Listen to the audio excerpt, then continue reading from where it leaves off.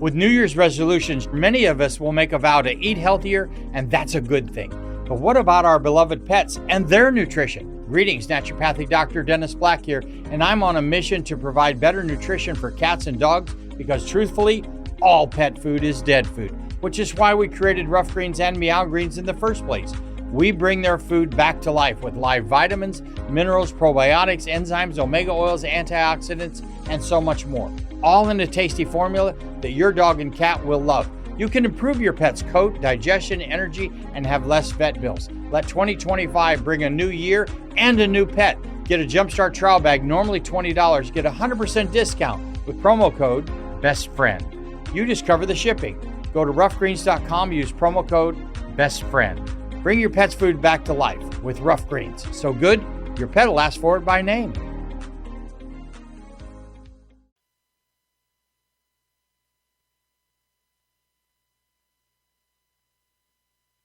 I have come here to chew bubblegum and kick ass.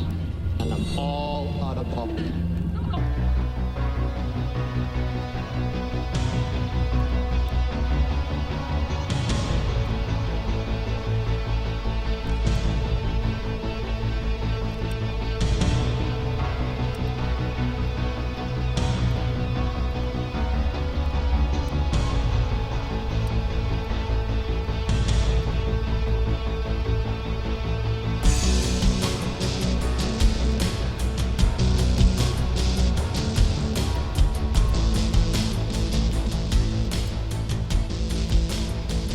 Hello.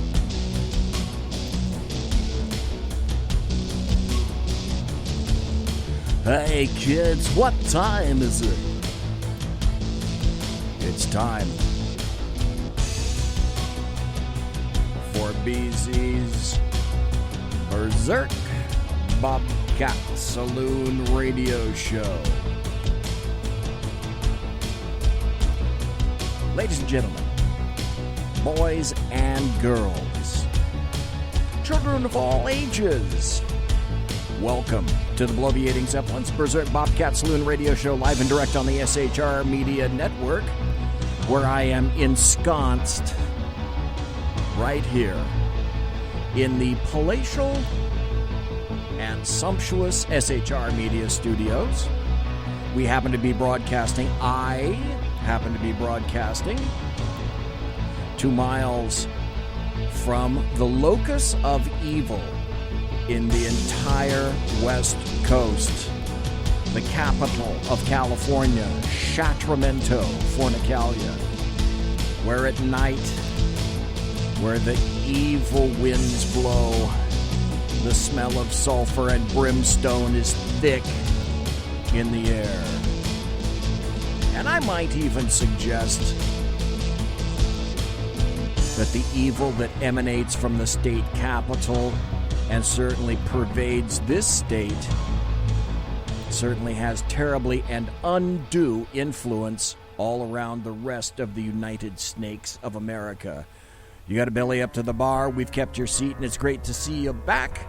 Snowball is going to be your bartender tonight. He pours with the best of them, and you can see the lava lamp is in fact lighted to my left, your right, and that means that you can listen and chat at shrmedia.com. I also heard we're on iTunes, but I don't know that for a fact. I'll have to do some research on that. The other aspect is that you can, like I say with this, if you want to watch the show, you can do that. All you have to do is go to the SHR Media Facebook page or the SHR Media YouTube channel. Enter that information into your favorite search engine, and you can go there quick like a bunny. Today is, I have one more show to broadcast, so I want to make sure that I get as much broadcasting in this week as I possibly can. First, I'm sorry, my mistake.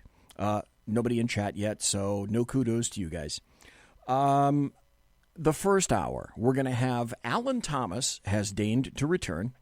So Alan Thomas is a Sasquatch and paranormal investigator. and researcher. He's been doing it for quite some time. He has his own show, The Squatch Zone, on YouTube, and he may or may not be going back to Paranormal Central with Jeffrey Gonzalez. We'll wait and see if that actually occurs. It may or may not. My suggestion to Alan, he knows what it is. I think he's doing wonderfully fine just where he is right now. However, that's his decision to make. Anyway, he will be here in the first hour. This you could say this is the unofficial end of the world show. Today is July 24th, the year of our Lord 2018. And there are, let's see, 2 more shopping days until the end of the world.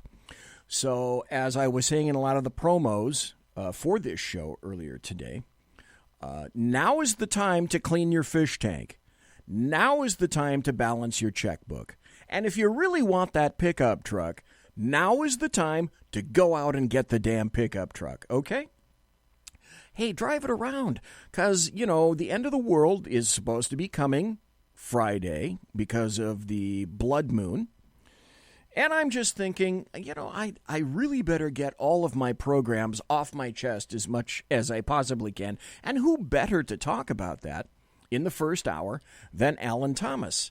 As a matter of fact, I think, let me crank this up and see, is this Alan Thomas right now? Alan, is that you, my friend? Why am I not hearing you? Okay. Alan Thomas, is that you? Let's make sure I have my Bluetooth on. I have my Bluetooth on. And I have the channel open channel D. Alan Thomas, if you can hear me, call back, okay? Because something wacky is occurring. I've got good dits on my good bars. I've got the Bluetooth on. So, Alan Thomas, if you can, call back. I'm going to do this. There we go. I don't know why I wasn't hearing you, Alan Thomas. Try it one more time. Anyway, Alan Thomas is going to be on in the first hour. And the second hour, we're going to have a Kurt Schlichter article, The Trump-Putin Summit is the worst thing ever, until the next worst thing ever. And also, as a little bit of insight, I'm going to be on the Jeff Dunnett's show tomorrow afternoon. Actually, it's tomorrow morning if you're on the West Coast at 11 a.m. Pacific and 1 p.m. Eastern. And everybody needs to listen to Jeff Dunnett's. He's got a great show. And speaking of Kurt Schlichter, he's also had Kurt Schlichter on a couple of times. All right. Alan Thomas, are you there? Yeah, I am. Can you hear me? Now we got you. See, it's Yay. phones and boards and computers and all that kind of stuff. They're like, I've learned, I've been dragged kicking and screaming into technology and understanding how shit works. I finally found out, Alan, by God, if the crap doesn't work the first time, just reboot its ass. With New Year's resolutions, many of us will make a vow to eat healthier, and that's a good thing. But what about our beloved pets and their nutrition? Greetings, naturopathic Dr. Dennis Black here, and I'm on a mission to provide better nutrition for cats and dogs because, truthfully, all pet food is dead food, which is why we created Rough Greens and Meow Greens in the first place. We bring their food back to life with live vitamins, minerals, probiotics, enzymes, omega oils, antioxidants, and so much more. All in a tasty formula that your dog and cat will love. You can improve your pet's coat, digestion, energy, and have less vet bills. Let 2025 bring a new year and a new pet. Get a Jumpstart trial bag, normally $20. Get a 100% discount with promo code BESTFRIEND. You just cover the shipping. Go to roughgreens.com, use promo code BESTFRIEND. Bring your pet's food back to life with Rough Greens. So good, your pet will ask for it by name. Over the past 75 years, more than 10,000 chemicals have entered our food supply, but the EU allows just 300 additives. At Thrive Market, we prioritize quality, banning over 1,000 ingredients found in conventional grocery stores. Our Healthy Swap scanner helps you find better versions of your pantry essentials without the junk, dyes, or fillers, and everything is delivered right to your doorstep. So shop at a grocery store that actually cares about your health at thrivemarket.com/get-started for 30% off your first order and a free $60 gift. And so that I figured, if that's what happens with the computer, and the phone is a computer now, basically. So I thought, okay, second time's got to be a charm. It's just technology. That's how I chalk it up to. Yep, it is. Hopefully I'm coming clear. I don't know how my adjustments are here. You are very clear. I turned up my volume, and life is doing very well. So I had to have you on. We're going to talk about this perhaps in a little bit more in depth. Oh, now that's where my chat room went. Okay, Jesus, Alan, you're going to laugh like a bastard at this. Okay, I just got through insulting my chat room. I said about 2 minutes ago, I said, well, there's nobody in chat. Until I finally decided, wait. Now, if Alan had to call twice and I had to reset the phone, maybe I ought to refresh the chat room screen. And bingo! Yeah, there's an assload of people in chat. So, sorry, everybody. My apologies. Yep, looks like the chat room's all full. How you doing, all? Yeah. I said hello, everybody in chat, but I also will say hello online. Of course. Mike is in chat. Simone is in chat. Whiskey Dale is in chat. You are in chat, sir. Dave Milner is in chat. And anybody is in chat. So welcome. That's a first-timer, so welcome to nobody, anybody. But you must be somebody if you're someone to be here in chat. So you can't just be anybody. You must be someone specific. However, today you've claimed anybody. Or nobody, anybody. Or anybody, nobody. Anyway, welcome, Alan Thomas. Well, it is an honor to be on your show anytime, BZ, anytime. You just say the word, and I'll tune in, and we'll have a good chat. And usually we do. We do. First things first, so that everybody, there may be a couple of new listeners. Tell everybody out there a little bit about yourself, and also where you can be found on social media and or your show. Tell people a little bit about your show first, if you could. Okay. Well, like a little bit so they know me. Right. I'm retired from the casino industry. I was the marketing director at a casino, and also the food and beverage director, and also the network administrator. But I am now retired, medically retired, and that gave me the time to start doing an online thing. And I started helping out a friend, and I'll even it was called Paranormal Central. We did 3 seasons on Fox, locally where I'm at. We did Finding Bigfoot. We did Monsters and Mysteries. Yep. We did Chasing UFOs. And not only was I in the show, but I also worked for the company Animal Planet, Nat Geo. And I didn't work for Monsters, Destination America. But I worked for them while we were doing the shows, and it was kind of fun. And then we just, the direction of Paranormal Central was kind of going in a different direction than what we both were agreeing on, and I split off.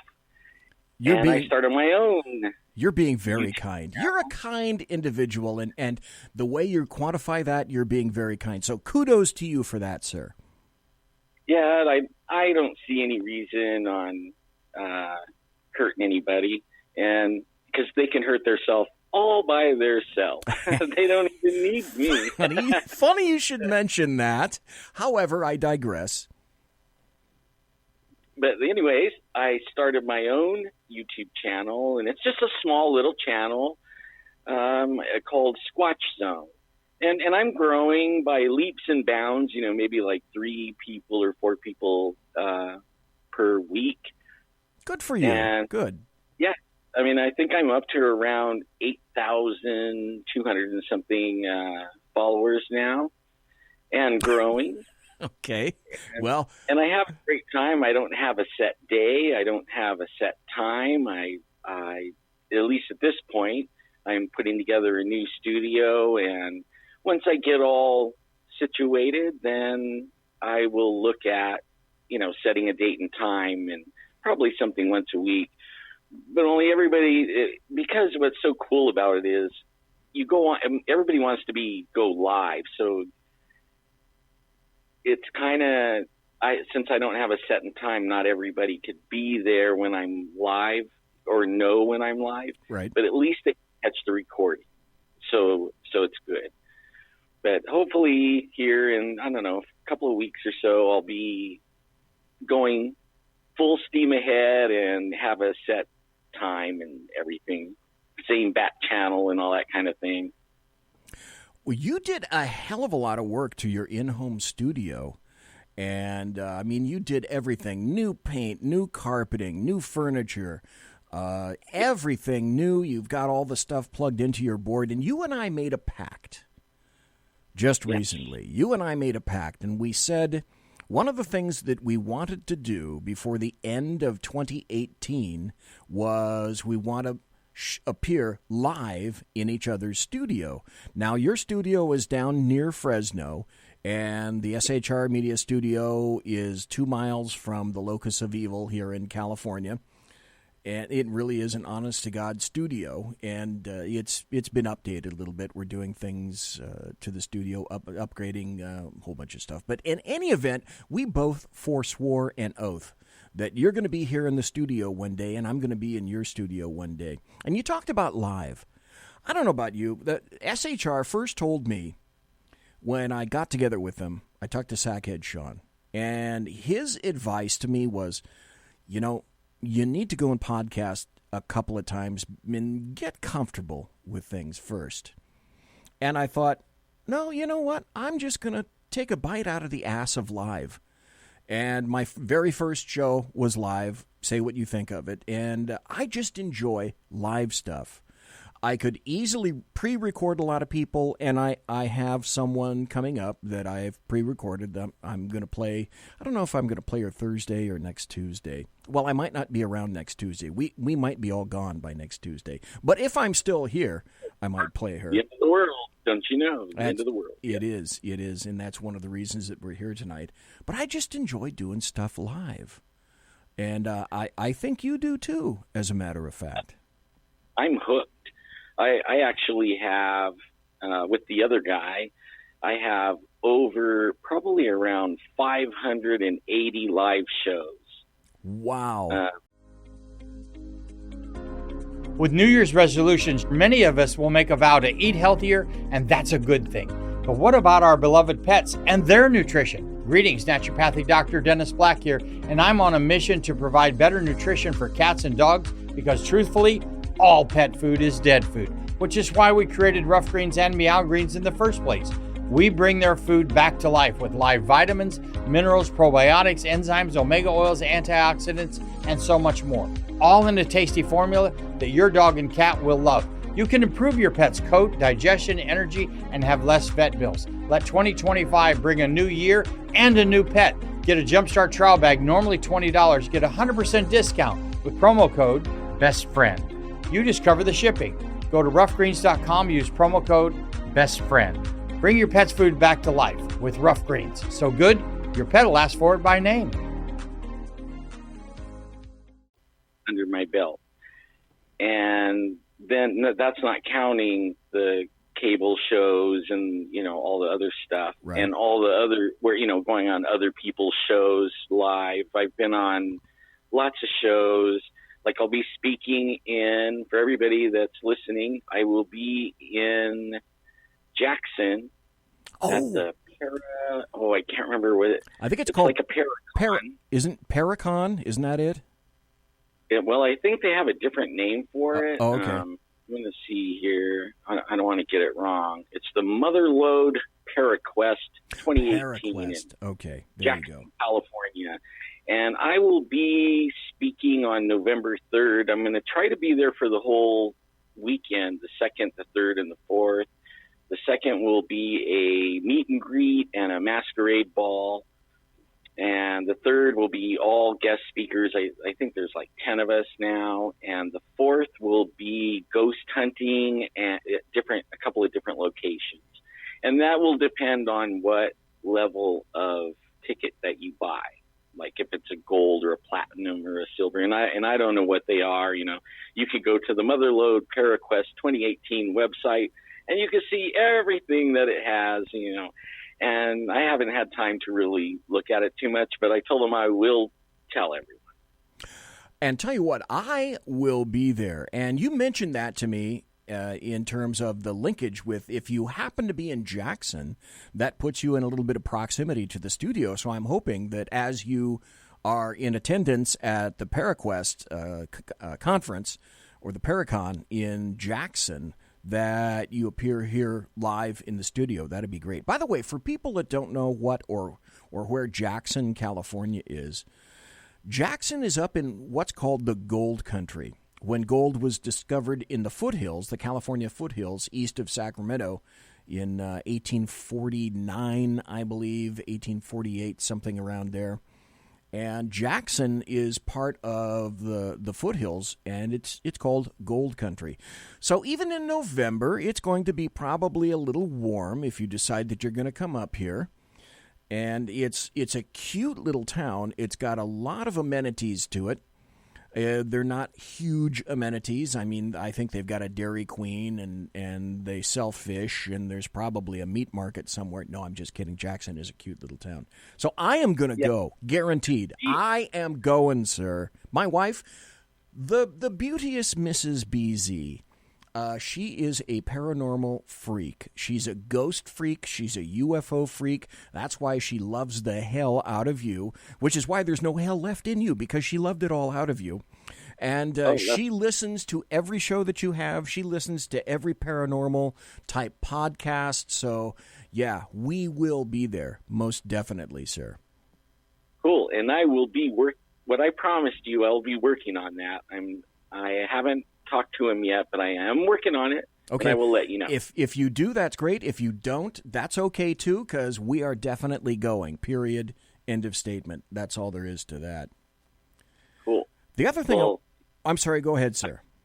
To try to have a booth. He gave me a booth, and I'm going to take the computer and all the, a piece of equipment with me, and right. If I can, I'm going to try to interview all the guest speakers, and then I want people that want to come in and sit down and tell stories. You know, if they have a ghost story or a Bigfoot story or a UFO story or whatever it is, paranormal story. That'd be great. In and sit down and talk with me. We will either do it live or I'll record it. You know, I don't like doing recordings like you, but I will, and I'll play them on my YouTube channel. That is a hell of an idea. And my guess would be, sir, that you will be the only person there with any kind of a live setup at all. That'd be my guess. You guys, when you were with Paranormal Central, you guys were the only live folks at the SAC UFO Con. I think that was 2014, if I'm not mistaken, right around in there. 2012. Are you serious? God, it was that long ago? Yes, sir, 2012. Holy moly. Well, I got to tell you, okay, folks, that's where I first met Alan Thomas, was at the SAC UFO Con, and as I indicated, I had no idea who Alan was. He was with Jeffrey Gonzalez at the time, and they had Paranormal Central. There was this elaborate set on a slightly raised dais just outside a lot of the rooms. And I guess it's because they didn't know where the hell else to place you. I mean, you guys had an incredibly elaborate set that clearly it took a long time to set up.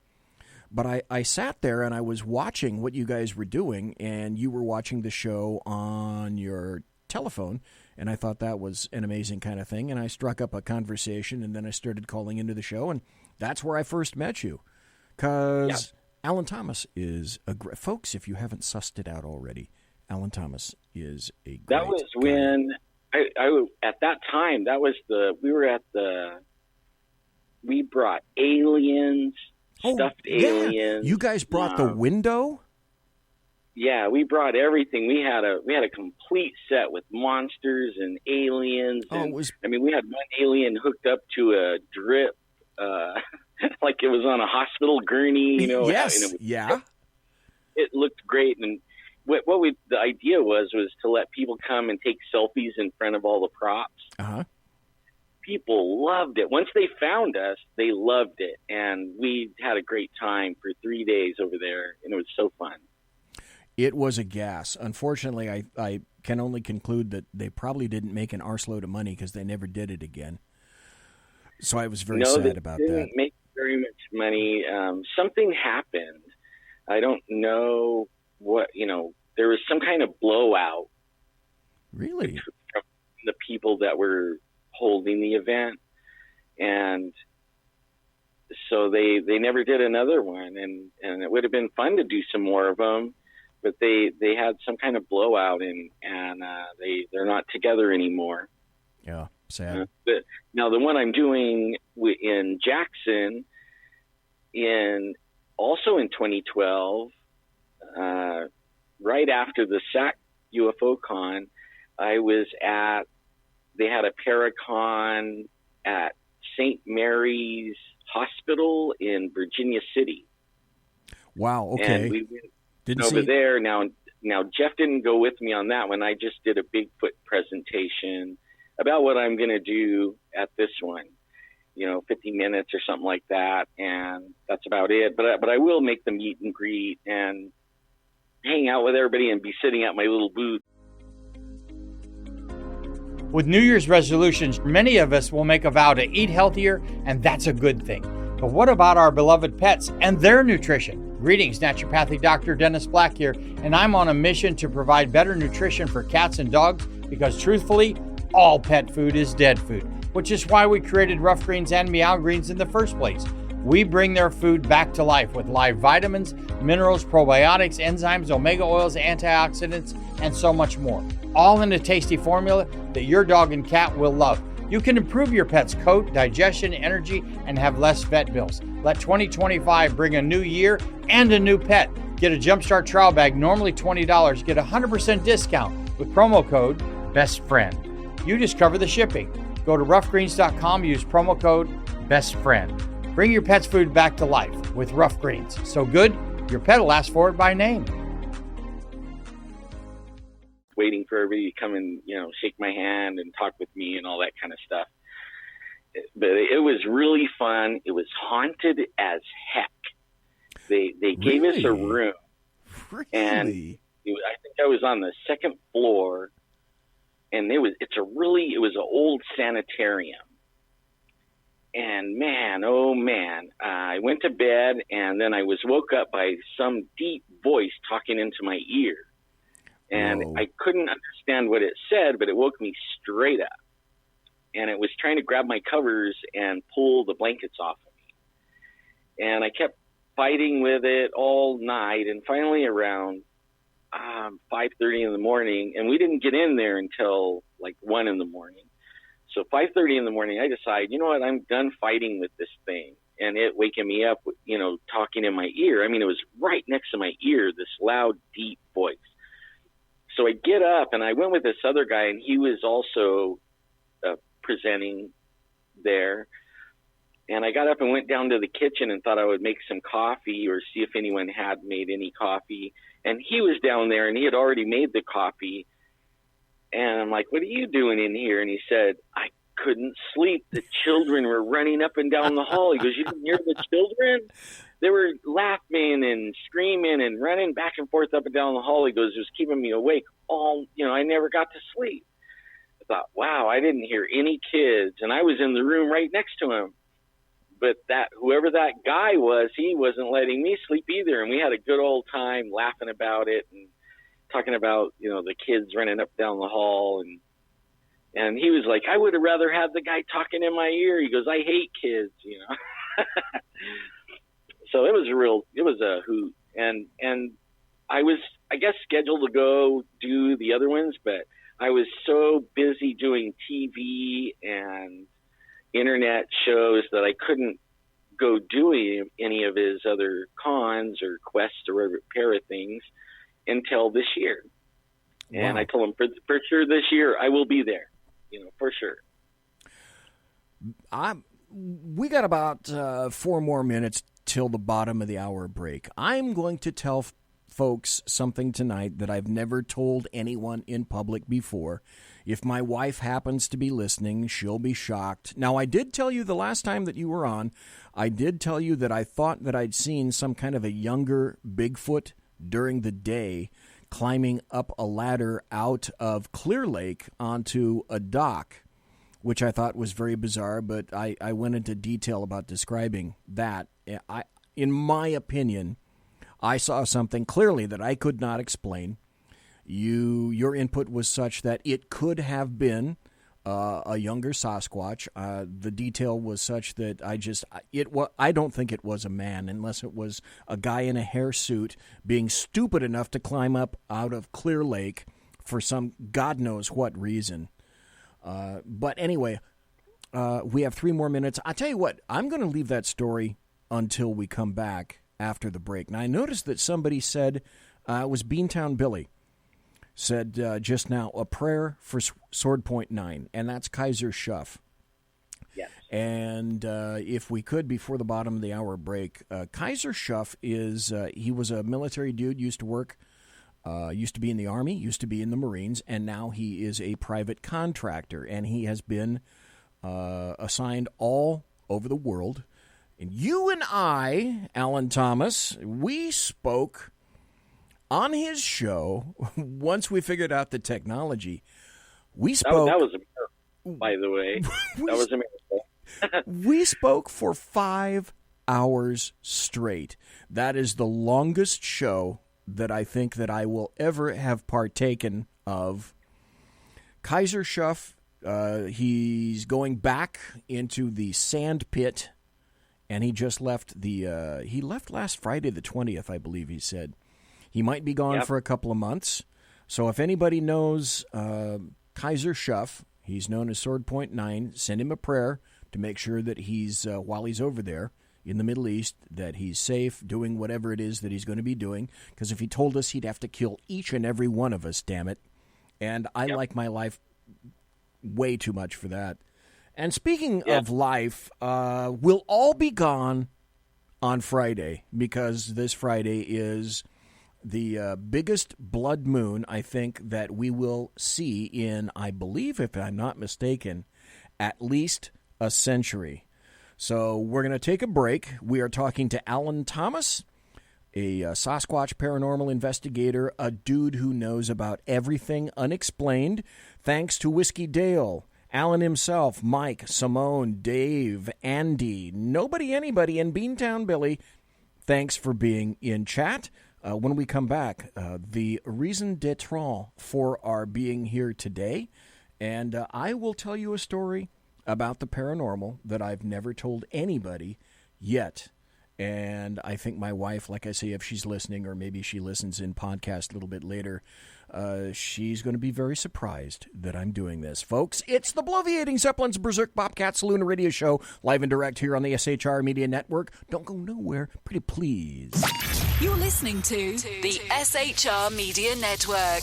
The new show on the SHR Media Network, Sackheads Against Tyranny, on shrmedia.com. Go there quick like a bunny, 11 p.m. Eastern, 8 p.m. Pacific, every Wednesday, live and direct on the SHR Media Network, shrmedia.com. Be there. Human by race, Christian by faith, American by nationality, and conservative by choice. Reverend Ralph J. Chittum Sr. is the right guy on SHR Media from 8:05 to 9 p.m. Monday through Friday.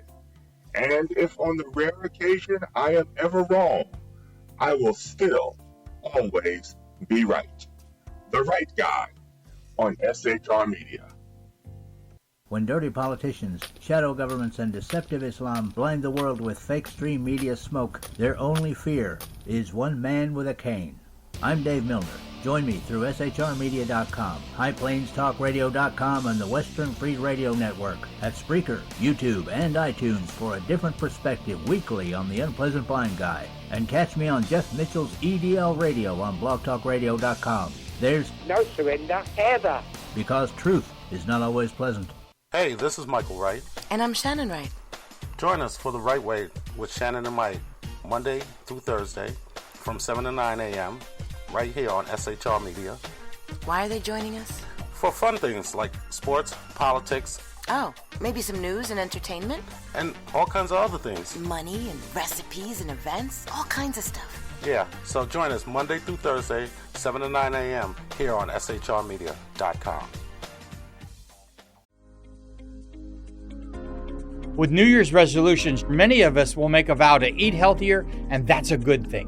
But what about our beloved pets and their nutrition? Greetings, Naturopathic Dr. Dennis Black here, and I'm on a mission to provide better nutrition for cats and dogs because truthfully, all pet food is dead food, which is why we created Rough Greens and Meow Greens in the first place. We bring their food back to life with live vitamins, minerals, probiotics, enzymes, omega oils, antioxidants, and so much more. All in a tasty formula that your dog and cat will love. You can improve your pet's coat, digestion, energy, and have less vet bills. Let 2025 bring a new year and a new pet. Get a Jumpstart trial bag, normally $20. Get a 100% discount with promo code BESTFRIEND. You just cover the shipping. Go to roughgreens.com, use promo code BESTFRIEND. Bring your pet's food back to life with Rough Greens. So good, your pet will ask for it by name. Hey, who's going to take Sean's chair? I'll run the buttons if you want. The what? The slider thingies. Those what? Things. We have those? Yeah, right over there. Where? It's on the board. That damn technology. Fucking technology. I know. What are we going to call it? Call what? The show. What? The show. What show? The new show, Wednesdays. Every Wednesday on SHRmedia.com. 11 p.m. Eastern, 8 p.m. Pacific. Sackheads. Against tyranny. There you go. Against tyranny. I like that. Let's do it. You guys are porked. Hello.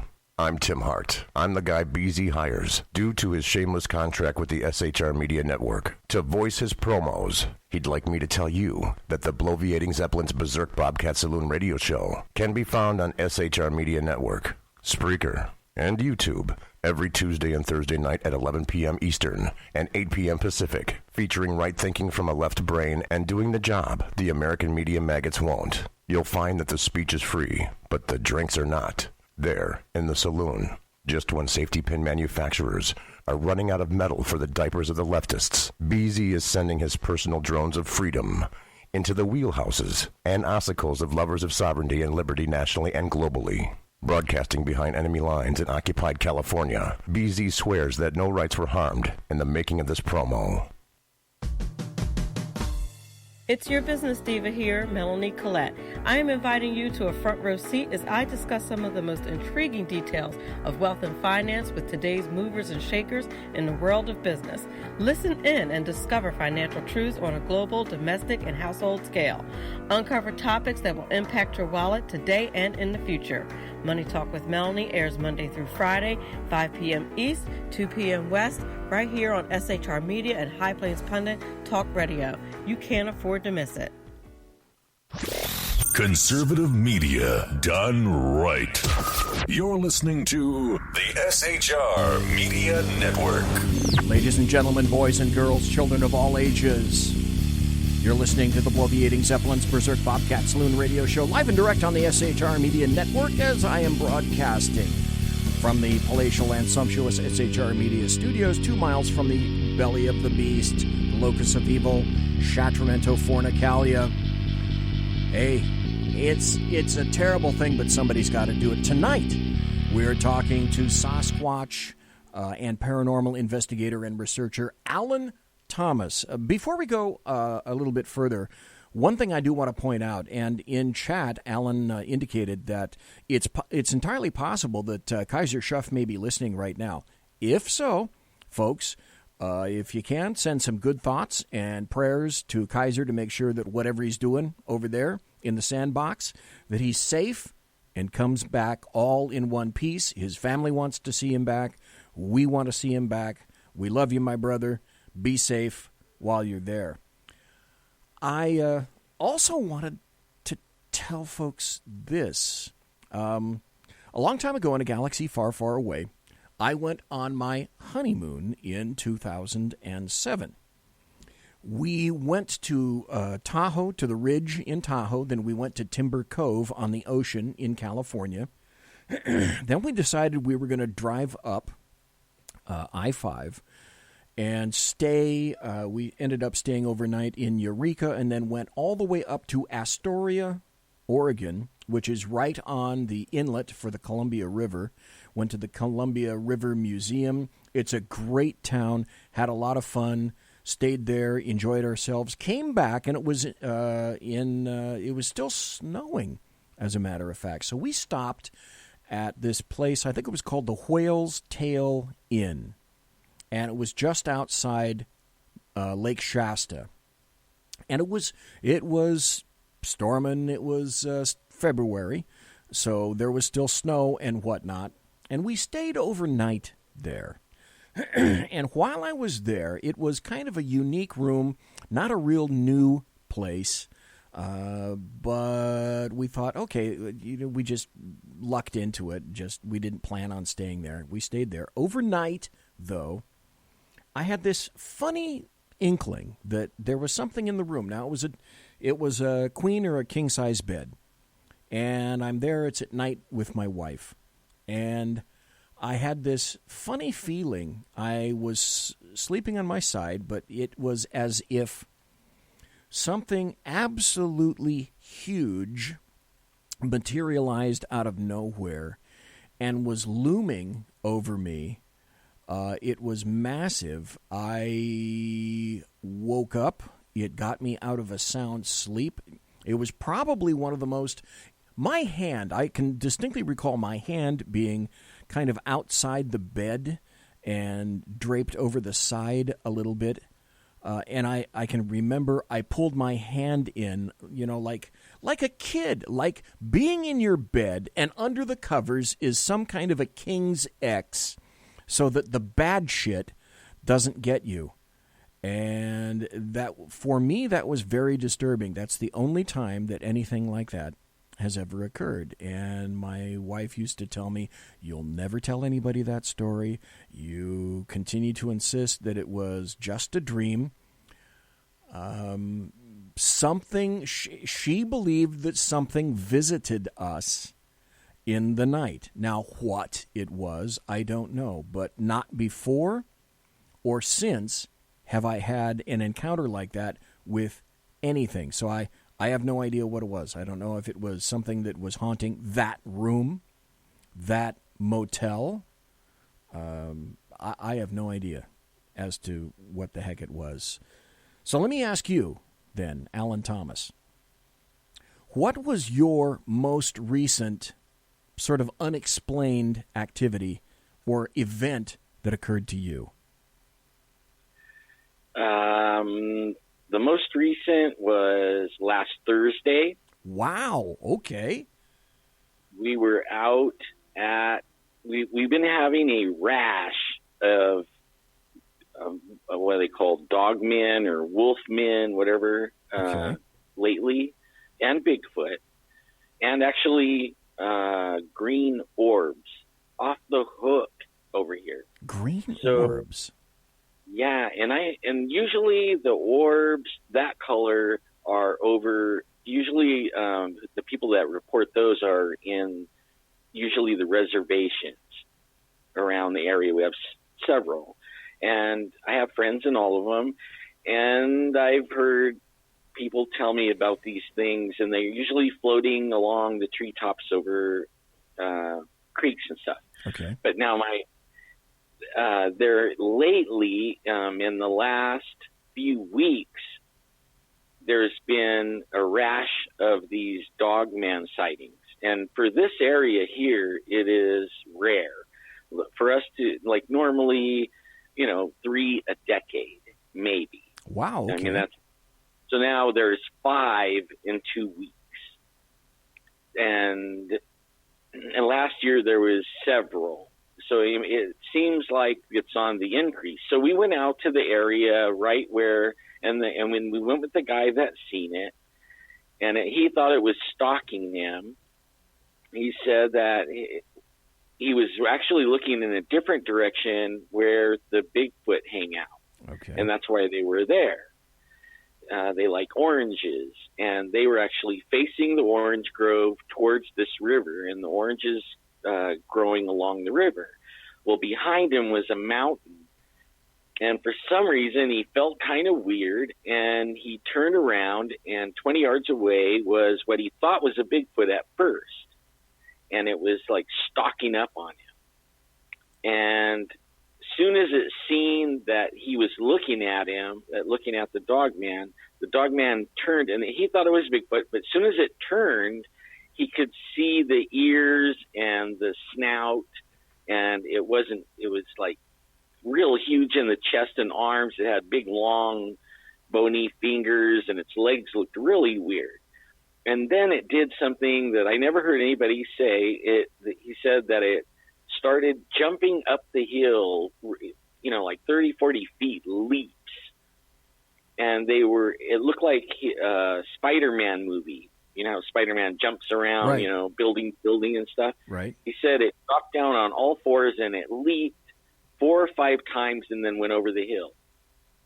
And I was looking, and it looked like probably 175 yards about from where he saw it to where it went over the hill. And I'm thinking, dang, like 4 or 5 leaps and went over the hill. I mean, that's amazing. But he wasn't counting how many. He was totally blown away, and it scared them because they realized this thing was sneaking up on them, and they had no idea. If he wouldn't have turned around, they don't know what would have happened. So we're out there. We get out there. The only problem is it was like 80 degrees that day. Oh, it's been hot as hell up here. Oh, yeah, same down here. I mean, it's terrible. And so there's not a lot of people that – it's a beautiful river, and there's a park right next – 2 parks, really, along that stretch right there. And nobody's been in them in the daytime hardly at all. But at night, it just came alive. There was just people everywhere in the parks. So we went to a spot that was really close to where he saw the wolf thing or the dog man, and we started making Bigfoot calls, things to get the Bigfoot to call back to us, or get a response. They can't. There's certain things you could do, and Bigfoot can't help it. They will respond. And it's kind of weird, but they every single time do it. Were you guys doing knocking? No, we didn't knock this time. We were using whistles and monkey calls. Oh, okay. Try to sound like a monkey, and they respond to it almost every time. But once they figure out what's making the call, sometimes they will shut up, and then you won't hear anything after that at all. And that's what happened. Made a few monkey calls, and there was like a high-pitched scream came out of the oranges, and it did it 3 times. And then the across the road behind us, where the Bigfoot was coming, or the Wolfman was coming down the hill to this guy, a bunch of coyotes got set off. And then he's like, is that really coyotes, or is that the wolf or dogman or whatever? And I have no idea, I don't know, but it sounded like coyotes to me. I know Bigfoot can mimic every single animal, including us. Really? Oh yeah, they can make they can like, if you're with someone and you're out and they hear your name, from someone, they can sound just like that person, and they'll be off in the edge of the woods, and they'll call your name, and it'll sound like the person you're with if they're not around. If that and isn't creepy. That. Yeah, they do that, and then they sound like kittens to little kids. That's how they lure little children, is they start doing a kitten call, like a little kitten meowing. And the children usually go for that. And then usually the kid goes around the tree, and then you never see the kid again. Let me ask you this, if I can interject just for a second, because my wife and I were talking about Bigfoot, and she was throwing some theories out, and she says, I wonder, are Sasquatch cannibals? Oh, yeah, they are, for sure. And, I mean, that goes way back. And I didn't know that when I first started this, but way back, I think it was over 700 years ago, something like that. There's an oral tradition right here in California where they had a war. The tribes had a war with the Bigfoot, and the Bigfoot was taking the babies in the night. And one time it took a very important baby, like the number one son of the top chief. And so in the morning, they tracked him and they found him up in a tree eating the number one son. And they shot him with arrows, but they didn't kill him. They had arrows all in him, but they didn't kill him. And that night, the tribe was attacked, and only 2 people lived out of 48 or 49 people. 2 got away, and the rest were killed. And then that started a big war until the tribes got together and got like 300 or 400 warriors, and they tracked the 40-something Bigfoot that came in and killed that village off. They tracked that back to a cave, and then they had a war, and they knew where they lived. And one day they tried to smoke them out and get them out. They couldn't make them come out. So in the daytime, they smoked them out, and as they were coming out, they killed almost every single one except for one. One got away with arrows in it, but they killed all the rest of them. And then a few weeks later, as the story goes, the chief of the Bigfoot tribes, there's small clans all around, but they have like a hierarchy, like I guess everyone does. Right. And came and sat down and smoked the peace pipe, and then they divided the areas. And they said, if you don't go in these areas and hunt and take game, then we won't go in your areas and take your babies.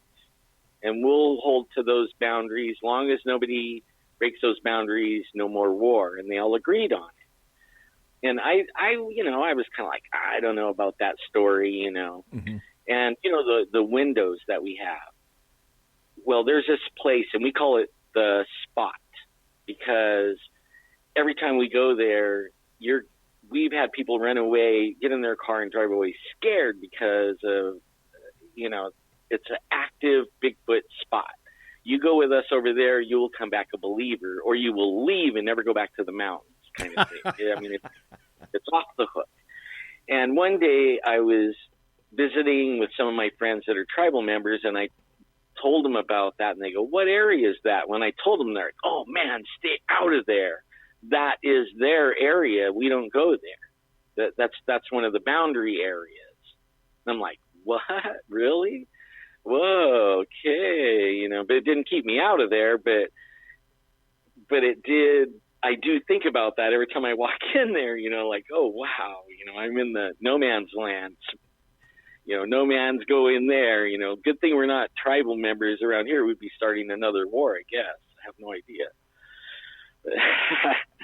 But yeah, that's an interesting thing. Oh, and then I was going to tell you about your story at Clear Lake. Okay. After you told me that, I went back and did a bunch of research on Clear Lake.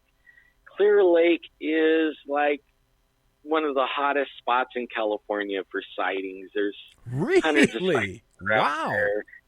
Yeah, and a lot of people go there. The Bigfoot researchers, that's one of their favorite research areas, is over by Clear Lake. And I thought you might find that interesting. Yeah, I certainly do. Now, you had said last time you were on a couple of months ago that you thought that was true, but you were going to do a little bit of investigation into it. And I find that very, very interesting, and thanks for doing that. Let's go forward a little bit for the reason that we're here. This Friday, we're going to have a total lunar eclipse, and it's going to be the longest blood moon visible this century until 2123. So this Friday, July 27th, the full moon is going to turn blood red. It's the longest total lunar eclipse of the century, and it takes place in the skies all the way from Australia through Africa. Now, a total lunar eclipse, for folks that don't remember your science, that occurs when the moon passes through the Earth's shadow. And when that happens, the moon tends to turn this kind of rusty orange or deep red in color, and that's how it earned the nickname of a blood moon eclipse. And the red moon also pairs well with Mars, which reaches its opposition just before the eclipse and will also appear orange or red in color. So this is a very unique history-making event. Some people have said to the point where, here, for example, here's an article from the UK. This is from the Sunday Express in the UK. Blood Moon 2018. Will the world end with the July 27th total lunar eclipse? And they talk about the blood moon, and there are some theorists and preachers who are looking at the celestial bodies for heavenly signs of the end times. And like I say, that's when the moon takes on this really deep, dark hue. Now, everybody said that we're going to be dying in 2012, I think it was, and that didn't happen. And there have been lots of preachers that are saying that any number of dates that humanity was going to expire, or, Alan, maybe you can help me with this. There's a planet that was supposed to perhaps even crash into us or something like that. What the heck is the name of that planet? I can't remember. But Planet X or Nibiru. Nibiru. That's the one. Okay. Now, whether you believe in that or not, it's going to make for a great exhibition this Friday. And in the promos, I was making a lot of fun about, make sure you pay all your bills and go out and buy that pickup you've been longing for quite some time, then drive the wheels out of it because, everything ends on Friday. And kids, by the way, that means you don't have to do your homework because, after all, what's the point? Anyway, I wanted to ask you, though, even if you don't believe in that kind of stuff, I have to ask you, where are we heading? Because I remember you mentioning to me in the past that lots of things have been ramping up. You mentioned Sasquatch sightings have been increasing. Dogmen sightings have been increasing. Unexplained events have been increasing. So we've got about 7 more minutes before the top of the hour break. Are we going somewhere? I mean, is there a reason in your estimation as to why a lot of this stuff seems to be really ramping up? Yeah. In fact, there was 2 sets of blood moons in just 2014, 2015, and every single one of them landed on a Jewish feast day. Really? Okay. Yes, and they were right on Easter, they were right on Jewish feast days. So, yeah, I think all of it is connected. I think, like, the veil is getting thin.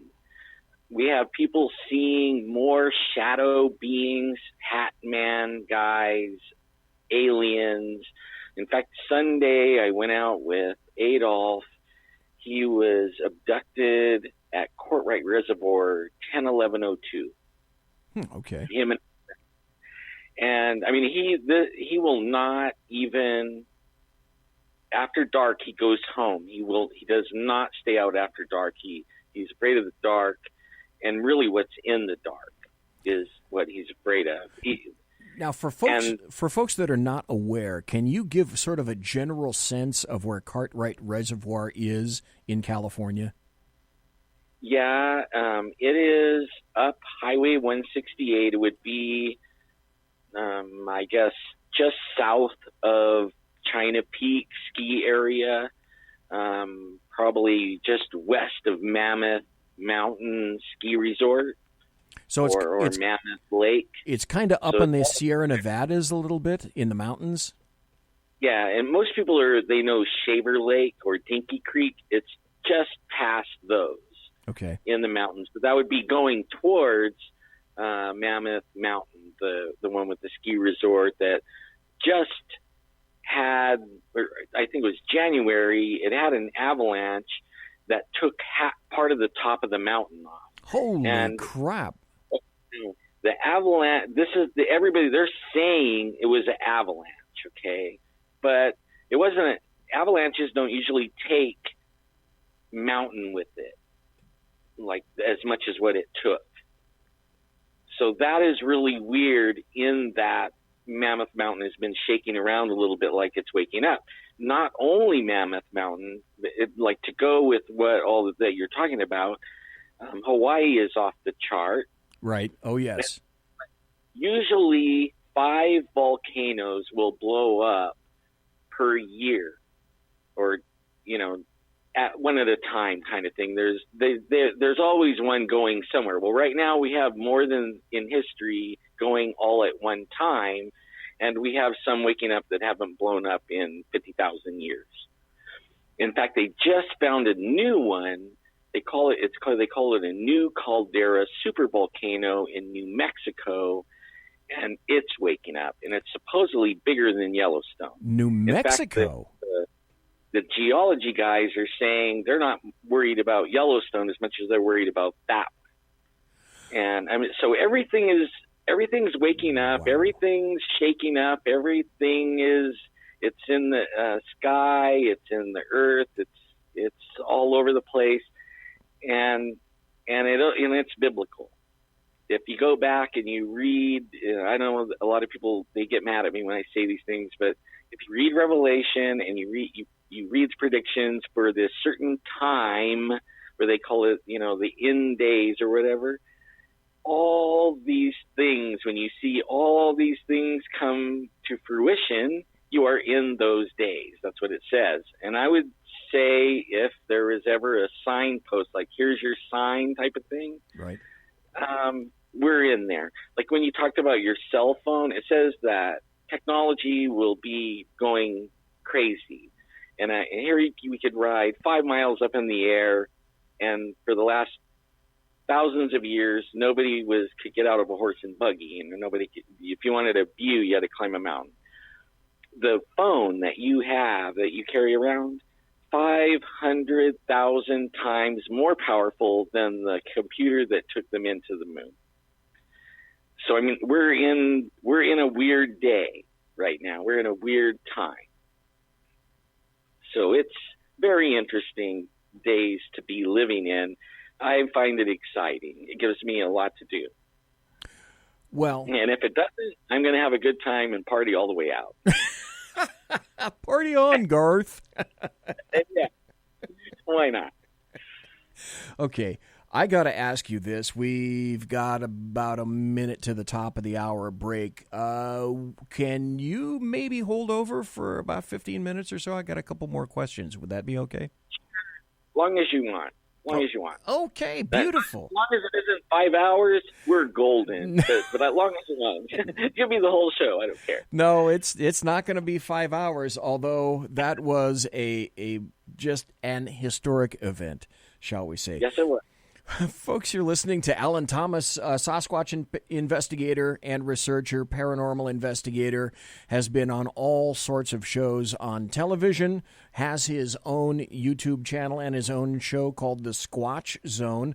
And with that, we're going to be right back Don't go nowhere. I ask you kindly, pretty please. And thanks for listening to the Bloviating Zeppelin's Berserk Bobcat Saloon radio show right here on the SHR Media Network. You're listening to the SHR Media Network. The new show on the SHR Media Network, Sackheads Against Tyranny. On shrmedia.com. Go there quick like a bunny, 11 p.m. Eastern, 8 p.m. Pacific, every Wednesday. Live and direct on the SHR Media Network. shrmedia.com. Be there. Human by race, Christian by faith, American by nationality, and conservative by choice. Reverend Ralph J. Chittum Sr. is the right guy on SHR Media from 8:05 to 9 p.m. Monday through Friday. And if on the rare occasion I am ever wrong, I will still always be right. The right guy on SHR Media. When dirty politicians, shadow governments, and deceptive Islam blind the world with fake stream media smoke, their only fear is one man with a cane. I'm Dave Milner. Join me through SHRmedia.com, HighPlainsTalkRadio.com, and the Western Free Radio Network at Spreaker, YouTube, and iTunes for a different perspective weekly on the Unpleasant Blind Guy. And catch me on Jeff Mitchell's EDL Radio on BlogTalkRadio.com. There's no surrender ever. Because truth is not always pleasant. Hey, this is Michael Wright. And I'm Shannon Wright. Join us for The Right Way with Shannon and Mike, Monday through Thursday from 7 to 9 a.m. right here on SHR Media. Why are they joining us? For fun things like sports, politics. Oh, maybe some news and entertainment? And all kinds of other things. Money and recipes and events, all kinds of stuff. Yeah, so join us Monday through Thursday, 7 to 9 a.m. here on shrmedia.com. Hey, who's going to take Sean's chair? I'll run the buttons if you want. The what? The slider the thingies. Those what? Things. We have those? Yeah, right over there. Where? It's on the board. That damn technology. Fucking technology. I know. What are we going to call it? Call what? The show. What? The show. What show? The new show, Wednesdays. Every Wednesday on shrmedia.com. 11 p.m. Eastern, 8 p.m. Pacific. Sackheads. Against tyranny. There you Against go. tyranny. I like that. Let's do it. You guys are port. Hello, I'm Tim Hart. I'm the guy BZ hires, due to his shameless contract with the SHR Media Network, to voice his promos. He'd like me to tell you that the Bloviating Zeppelin's Berserk Bobcat Saloon radio show can be found on SHR Media Network, Spreaker, and YouTube every Tuesday and Thursday night at 11 p.m. Eastern and 8 p.m. Pacific, featuring right thinking from a left brain and doing the job the American media maggots won't. You'll find that the speech is free, but the drinks are not. There, in the saloon, just when safety pin manufacturers are running out of metal for the diapers of the leftists, BZ is sending his personal drones of freedom into the wheelhouses and ossicles of lovers of sovereignty and liberty nationally and globally. Broadcasting behind enemy lines in occupied California, BZ swears that no rights were harmed in the making of this promo. It's your business diva here, Melanie Collette. I am inviting you to a front row seat as I discuss some of the most intriguing details of wealth and finance with today's movers and shakers in the world of business. Listen in and discover financial truths on a global, domestic, and household scale. Uncover topics that will impact your wallet today and in the future. Money Talk with Melanie airs Monday through Friday, 5 p.m. East, 2 p.m. West, right here on SHR Media and High Plains Pundit Talk Radio. You can't afford to miss it. Conservative media done right. You're listening to the SHR Media Network. Ladies and gentlemen, boys and girls, children of all ages, we are back. It is the second hour, and I am happy as hell to be here. We have been talking for the first hour and will continue to converse with the lugubrious and absolutely loquacious Alan Thomas, he of the Squatch Zone, a paranormal investigator, a man well-versed with the unexplained, and also a Sasquatch investigator and researcher as well. There's been a ton of things that have gone on in chat. We're talking last about potential earthquakes and whatnot. I just went to the Drudge Report. This little thing just tickled my brain, and I thought I could have sworn I saw something about an earthquake earlier today, and it was in Oregon. Now, Alan, you mentioned that apparently there's a big fault zone in New Mexico, correct? Yes. Okay, I don't know what that's called. I didn't have the chance to check that out in my favorite search engine because I hate to mention the G word anyway and give them any more creds than they don't deserve. But I looked at this article on the Drudge Report, and it mentioned that Oregon now up to Washington just had a fairly powerful earthquake. People are all freaked out in California about the San Andreas Fault, and they're also freaked out about Yellowstone. Now, I didn't know there was something to worry about in New Mexico. That's a new one on me, but of course I don't disbelieve that because you've done your research on that end of it as well.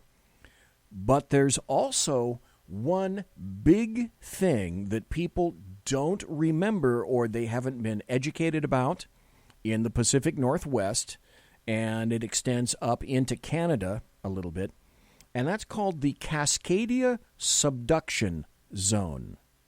And it's infinitely larger than the San Andreas Fault, and people have hypothesized that if this bad boy corks off, there's going to be hell to pay in Paltor pay. In other words, this one could potentially make San Andreas, anything in San Andreas, look like a piker, as in, taking out Seattle and any of the various towns and areas and cities up this Cascadia subduction zone. And apparently it's because the two plates that are meeting, the two tectonic plates that are meeting there, are larger and motivated by more energy than any of the plates down in the San Andreas Fault. So now that you mention New Mexico, that made me think I could have sworn I read something today about an earthquake up in the Pacific Northwest, and that did occur. So we'll be watching for something to happen here in California, because the earthquakes they send their force, or as the force moves underneath the crust of the earth, it follows the fault lines, and it will cause other earthquakes down the line, and sometimes the same size. And one of the funny that you bring up Oregon and Washington. I've been following for, I don't know, maybe 3 years. I keep an eye on the earthquakes all around the world. There's this couple of 3 websites I follow, and I go to them, I don't know, 2 or 3 times a week, and I look at them. And one of the things that I've noticed in the last, I don't know if they have a computer problem, a software problem, or they're just not reporting it, but the Pacific North, Oregon and Washington specifically, are not reporting the tremors and the earthquakes and stuff. You see it all in California, and then it's just blank, nothing. So that leads me to think there is something going on over there, and they don't want to report it, because if you start seeing small earthquakes, not tremors so much. Tremors means that the plates are moving, and that's a good thing. When the plates stop moving, that's a bad thing. Then they're building up pressure. Right, exactly. And then when it releases, it makes a big earthquake. Well, they're not reporting any of this stuff, and it's just blank. I mean, there's nothing. But only how they have to report a big earthquake. I mean, they did report that, but then they downsize it. They've been doing a lot of downsizing, and I think it's a bunch of crap. First they say, oh, it was a 6.0, and now it's a 5.7.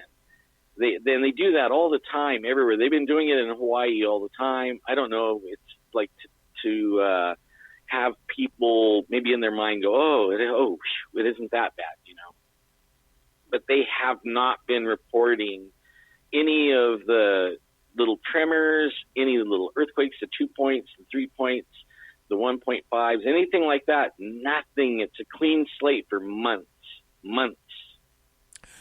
So it doesn't surprise me that a big earthquake happened over there.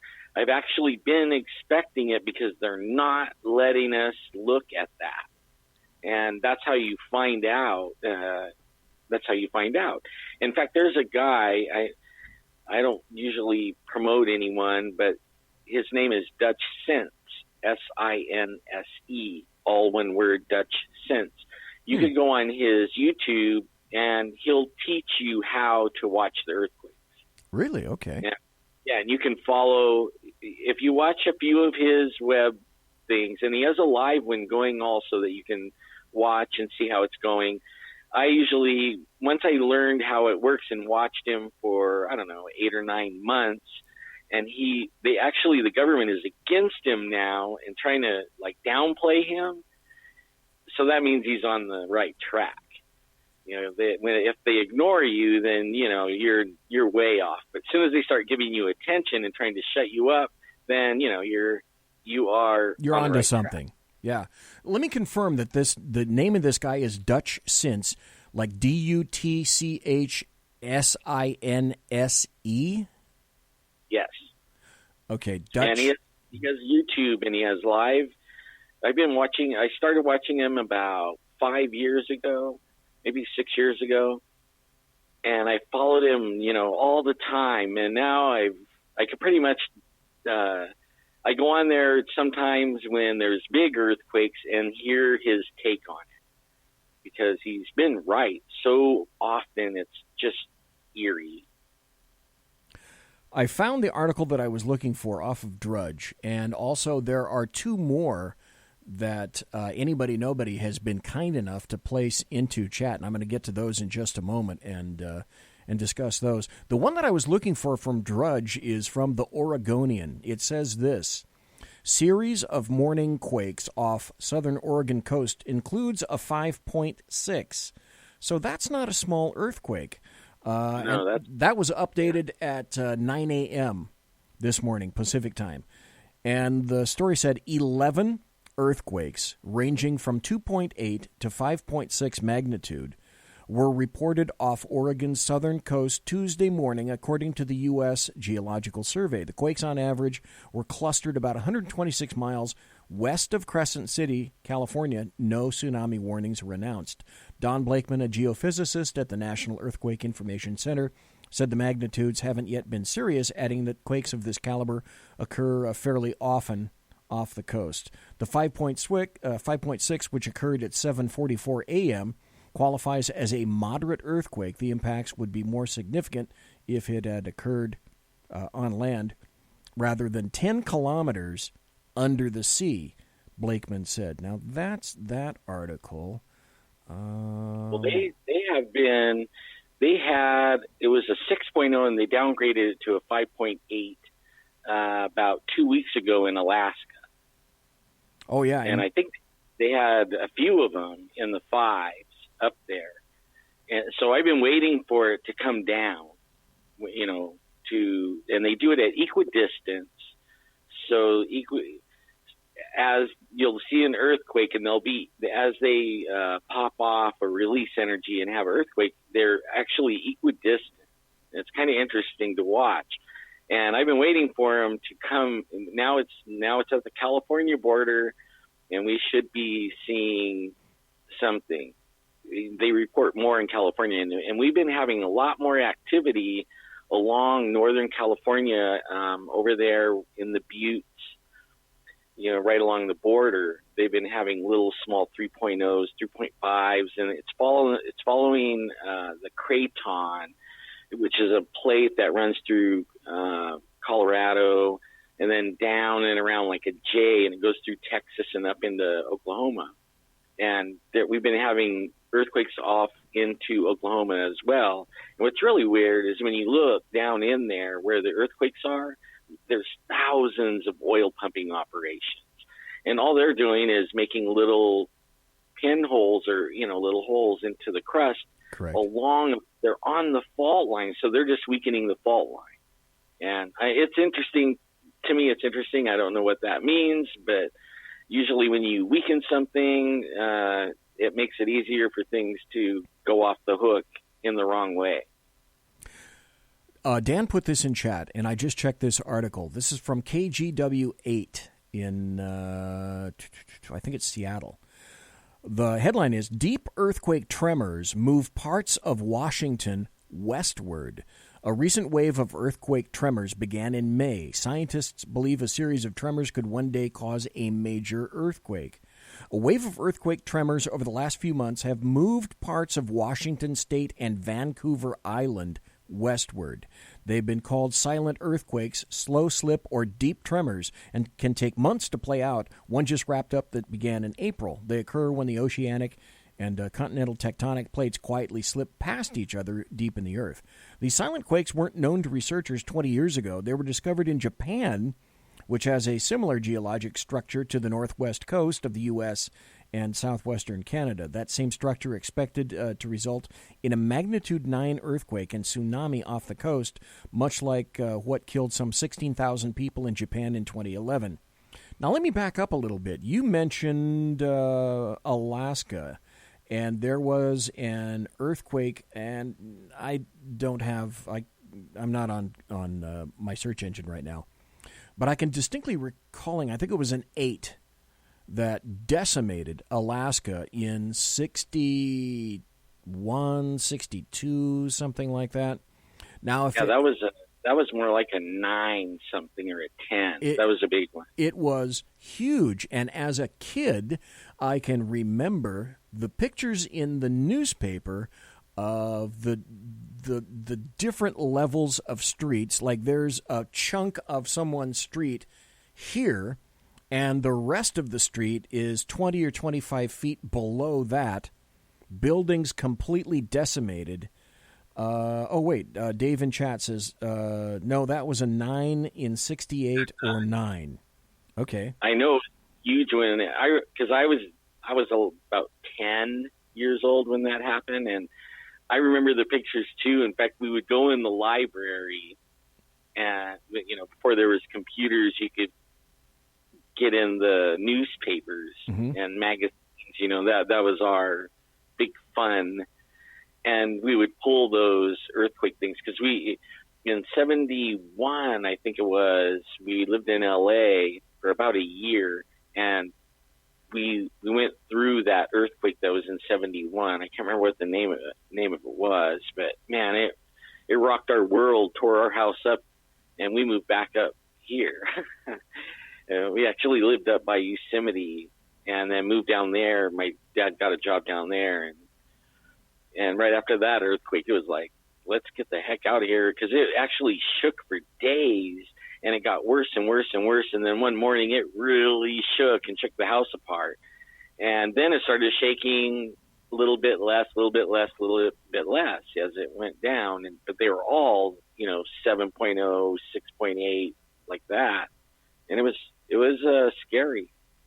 I found it. Here's the information. It was called the 1964 Alaska earthquake. The 1964, I was only off by 2 years. Jesus, dummy.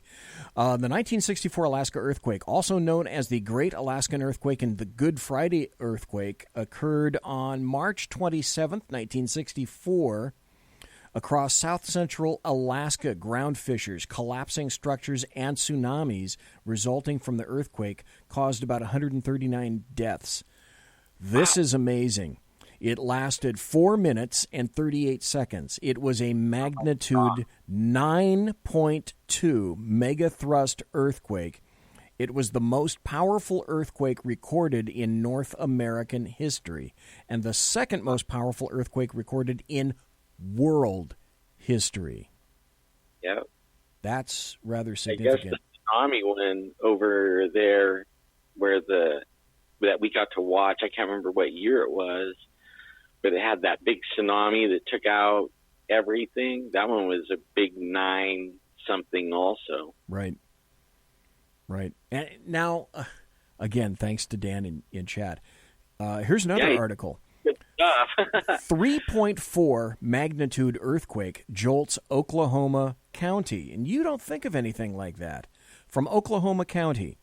An earthquake shook up residents in Oklahoma County. According to USGS, the 3.4 magnitude earthquake struck at 5:35 p.m. Its epicenter was located about 4 miles west of Arcadia, 5 miles northeast of Edmond, 14 miles south of Guthrie, and 16 miles northeast of Oklahoma City. It was just over 3 miles deep. Now, when I think earthquakes, I sure as shit don't think Oklahoma City. Now, as we discussed earlier, we're seeing a trend here. We're seeing a pattern. And we're talking about earthquakes. Now, if you remember, it was maybe, 2 or 3 years ago, there was one that hit Washington, D.C., and it damaged what is that big old spire they built on the mall? I can't remember what they call it, but it's right across from the White House, and they have the big water feature, and then there's that big, tall monument. It damaged that and a couple of other things around Washington, and nobody says there's earthquakes there either. The East Coast, it's not known for that, all that stuff. But this thing is waking up. It's like the earth is waking up. Too bad the people can't wake up. No, that's true. And the information keeps on coming. Thank you, chat room, for being so active and alive tonight. Here's another one from KTRE ABC 9. 2 earthquakes strike West Texas. 2 earthquakes rocked western Texas Sunday night and early Monday morning. That's this week. The first earthquake struck 8:19 p.m. Sunday night. The quake had a magnitude of 2.3 and a depth of 5 kilometers. The earthquake hit about 6.4 miles west-southwest of Cleburne, Texas, and 140.9 miles north of Austin. The second earthquake was a magnitude 2.5, reached a depth of 3 kilometers. This one hit about 6:41 a.m. Monday morning. The location of the second earthquake was about 85.9 miles southwest of Andrews, Texas, and 71.5 miles west-southwest of Odessa. Then there's this other article that was put up in the chat room. Fracking-induced earthquakes generate anxiety in the public. A new Berkeley study shows that fracking-induced earthquakes can generate significant anxiety in the public. Since 2010, when fracking for natural gas and oil in Oklahoma began in earnest, there's been a concomitant increase in seismicity, with many earthquakes induced by wastewater injection from fracking and other drilling operations. So there's a lot of stuff going on. Think about it. 5 kilometers is about how deep a well is. That's about how far down they go. And when and then it's on the craton, which is a fault, and it comes down out of I would say Alaska or Canada, and then it goes down through the Tetons, through Colorado, and down, and then it curves around down Texas, and then it comes back up, and it kind of ends in Oklahoma.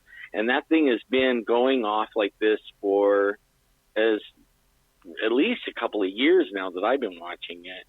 And every once in a while, it shakes real good. But you can watch, from up high. If you follow it, you can watch as Alaska shakes up there, higher up, and you can watch them like dominoes go all the way down and around.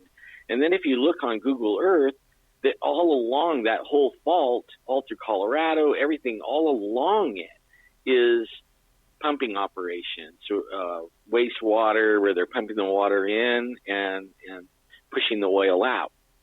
But all the way around, all right. And I don't know who the wise guy is that thinks it's okay to drill on fault lines, like anywhere else but there. I don't get why they think that's okay. Couldn't figure that out. Dave in chat also put this link up as well. It says the largest earthquakes in the United States, and let's see, 1, 2, 3, 4, 5, 6. The top biggest earthquakes have been in Alaska. The number one we just discussed was that March 28th, 1964 earthquake, Prince William Sound, Alaska. The number two, that was a 9.2. The second is an 8.8 in 1957, the Andreanof Islands in Alaska. Number three was an 8.7 in 65, the Rat Islands, Alaska. The number four was an 8.3 in 1938 in the Shumagen Islands.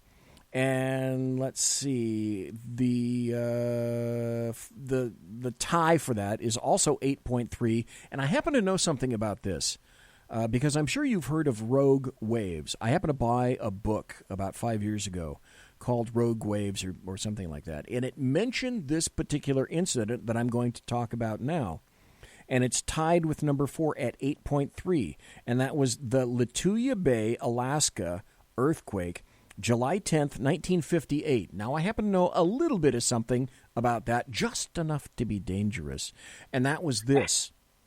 That was the largest ever recorded tsunami that anyone ever remembered. Lituya Bay is in Alaska. The tsunami, as it was rolling into that bay, there were people in fishing boats that survived this. But see if you can feature it. And I think there are still photographs on the internet of this. Wow. The tsunami came in Lituya Bay. There's a backdrop of a number of mountains. So a tsunami rolled into Lituya Bay and went up and destroyed up the mountain to an elevation of 1,100 feet. Wow. So anything in that bay was completely obliterated up to about 1,100 feet. That much I do remember from that particular book. But, we can back off and say, this is kind of all leading somewhere.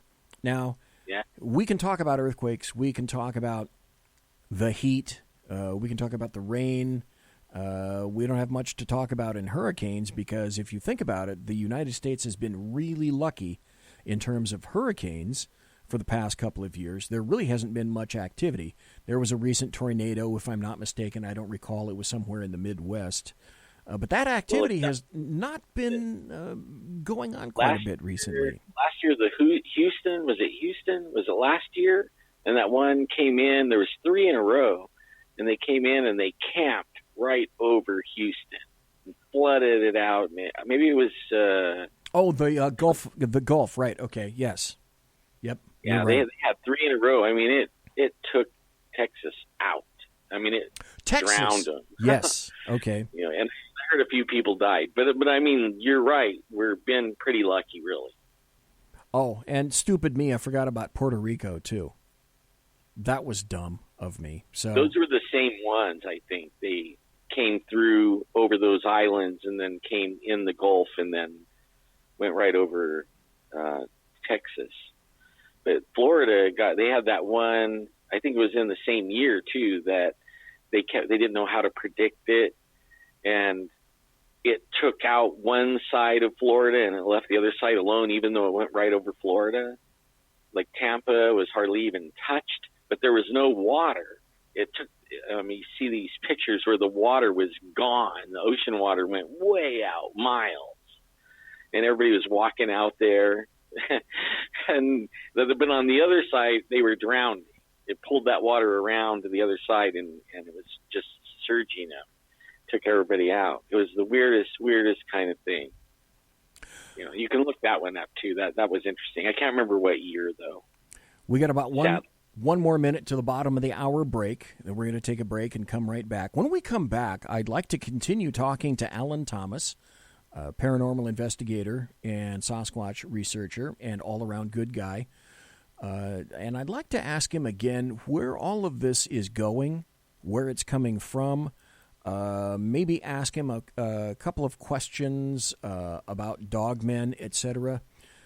But before this, I can remember distinctly anybody, I'm sure probably everybody in California remembers the 1969 earthquake I think it was the Loma Prieta earthquake. And at the time, I had a guy working for me named Bob Gasser for the Sheriff's Department. And Bob was in San Francisco in 1989 when that earthquake hit. He wasn't on the freeway. He was on the streets of San Francisco, and no, he wasn't with Carl Malden or Michael Douglas, but he was on the streets of San Francisco driving with his wife in a Mazda, and he told me the story this way.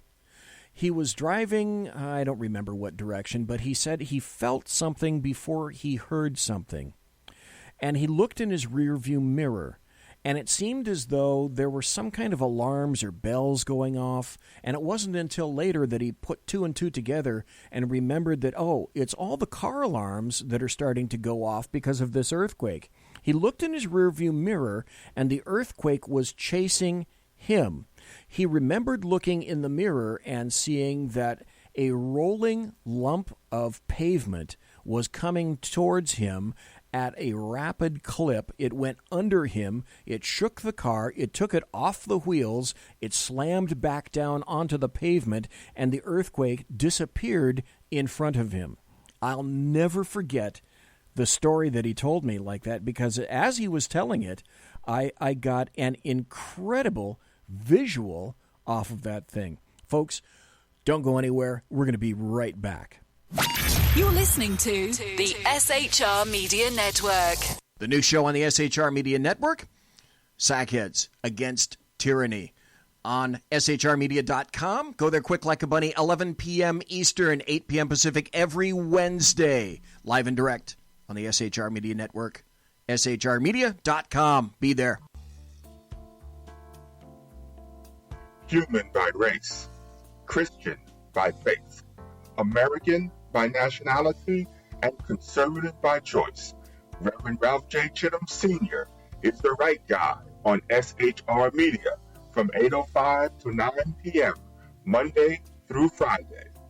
And if on the rare occasion I am ever wrong, I will still always be right. The right guy on SHR Media.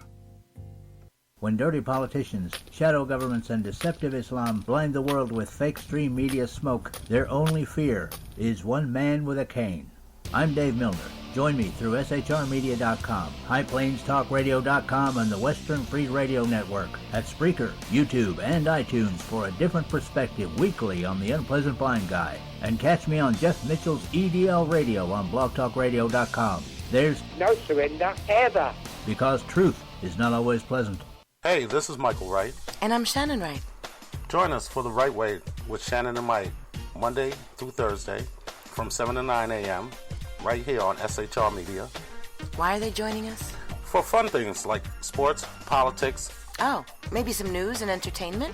And all kinds of other things. Money and recipes and events, all kinds of stuff. Yeah, so join us Monday through Thursday, 7 to 9 a.m. here on SHRmedia.com. Hey, who's going to take Sean's chair? I'll run the buttons if you want. The what? The slider thingies. The Those what? things. We have those? Yeah, right over there. Where? It's on the board. That damn technology. Fucking technology. I know. What are we going to call it? Call what? The show.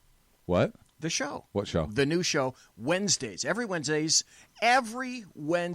on shrmedia.com. 11 p.m. Eastern, 8 p.m. Pacific. Sackheads. Against tyranny. There you Against go. Against tyranny. I like that. Let's do it.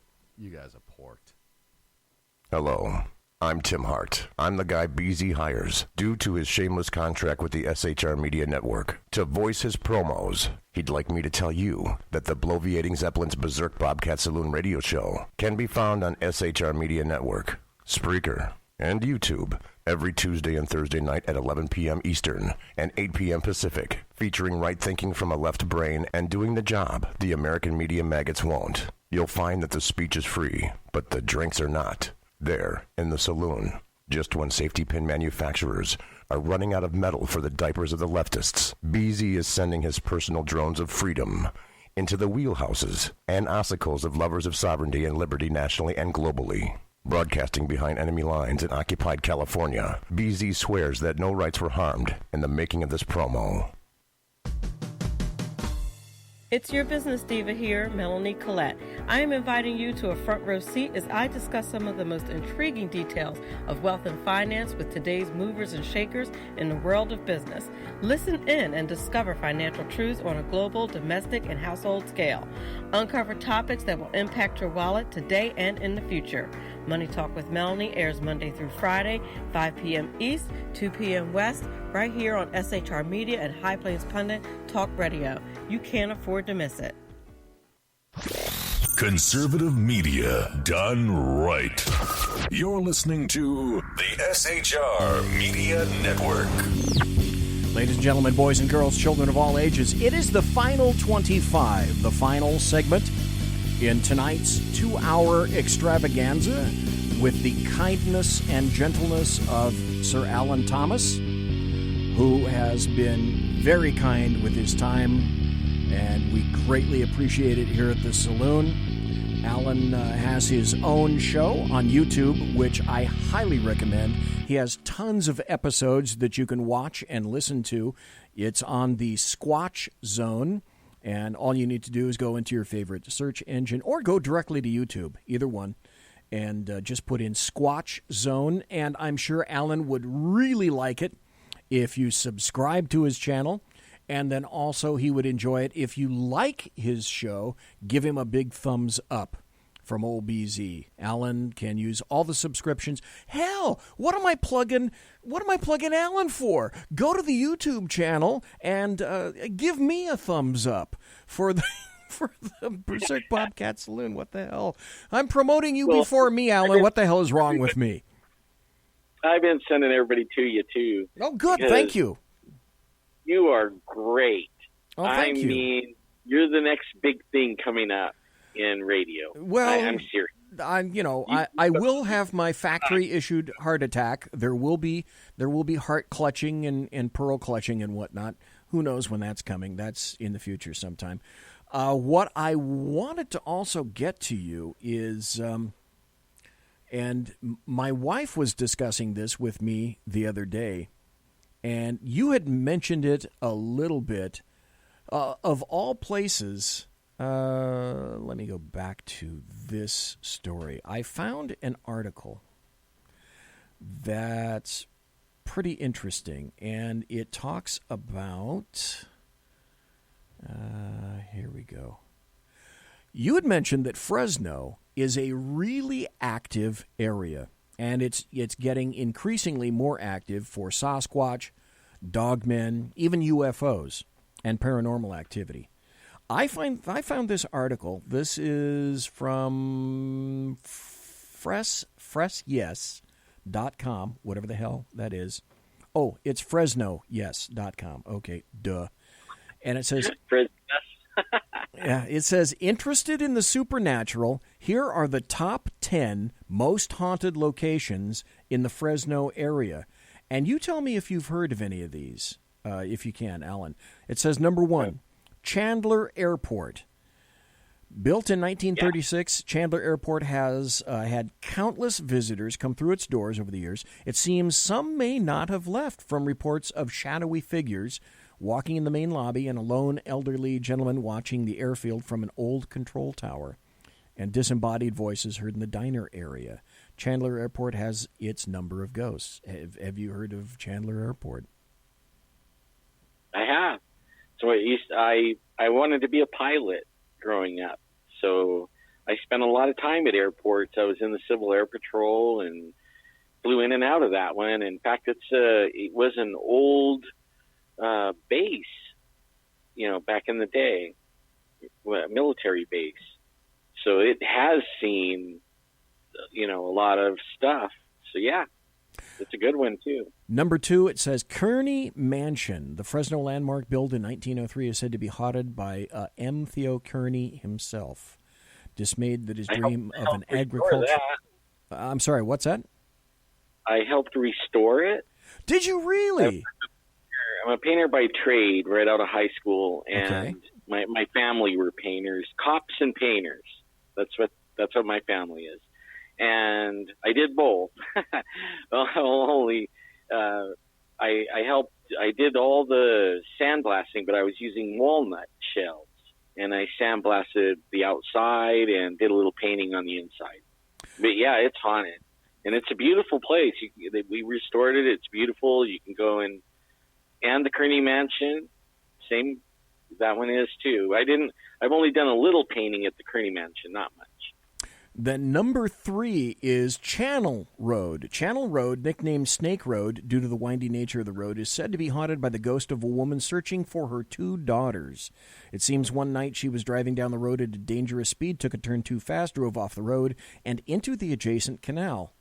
Not like we didn't have a deputy do that on our own down in the Delta. There was God, what was his name? Stan Azevedo, I think.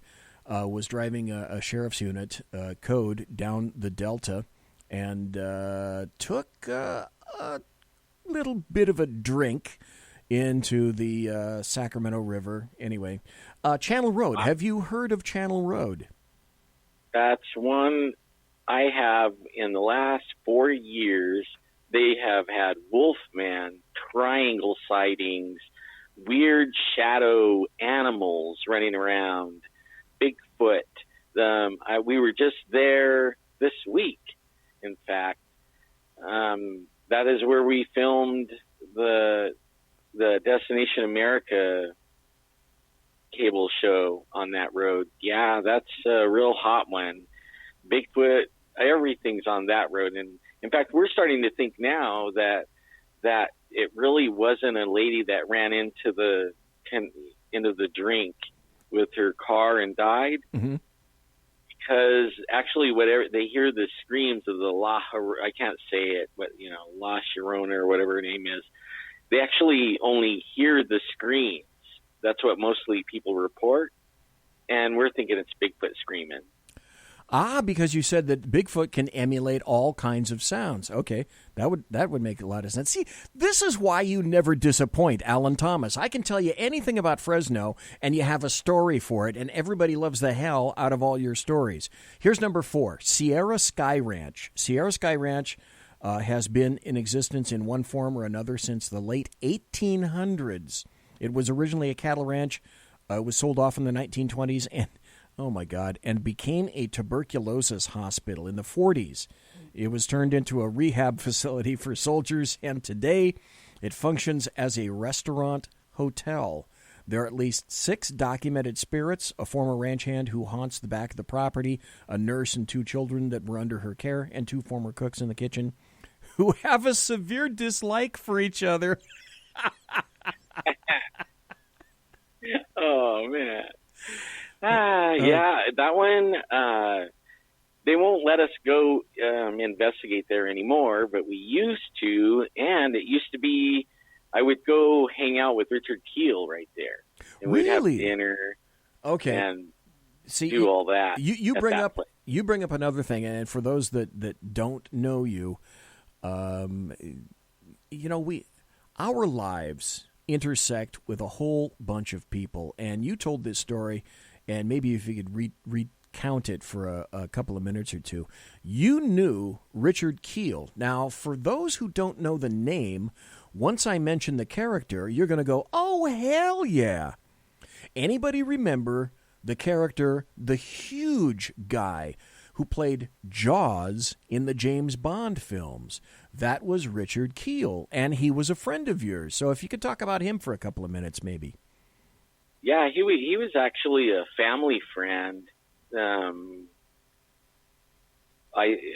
We met him, oh man, a long, long time ago, and then he found out we did video production. We had our own studio, editing bays. I mean, I travel all over the world with that. But I started following him around. I was like his private cameraman, doing, birthday parties and watching his kids grow up and documenting things for him. And we hung out all the time. I mean, he was the nicest guy. I had a hard time driving his cars, but because I couldn't, if I sat back in the seat, I couldn't reach the pedal. But if I was reaching the pedal, I barely could sit in the seat, He was a big guy. He was 7'2", 7'3", something like that? Yeah, he weighed about 460 75 pounds. At one point, he was a little over 500 pounds. And he wasn't, before he got hurt, he had a rollover accident trying to avoid a head-on, and he hurt his back. But it didn't slow him down. I mean, he still was traveling all over the world with the James Bond guys. He's the only bad guy in James Bond they didn't kill off. And they were even talking about bringing him back. You're right. And he was the only bad guy they didn't kill off. And his favorite film was not the James Bond, actually. It was Happy Gilmore. Okay. That was his favorite one where the ball landed on his foot, and he said, "Your ball is on my foot," you know. And then the next thing was, "I'll get you in the parking lot," you know. "I'll see you in the parking lot," or something like that. That was his favorite movie. That one and the one with Clint Eastwood, where Clint Eastwood was some kind of, I can't remember, the Pale Rider, I think, something like that, and Clint Eastwood hit him in the... Right, he hit him with a massive chunk of 2x4 right in the nuts. Yeah, and then helped him get on his horse. Yes, right? Yeah, and he was really quiet. And okay. Yeah, those are his two favorite movies, but he did like 75 movies. And through him, you know, I met sports stars. He belonged to a club that a lot of people don't belong to. So I met a lot of guys that were in the 7-foot range, and most of them were sports stars. I met a lot of like stars that would be at his house. He would show up, and you know there would be people there, you know, and it would be a trip. Or I would take him to L.A., and then we would be going to major people. If I said their names, you would trip out.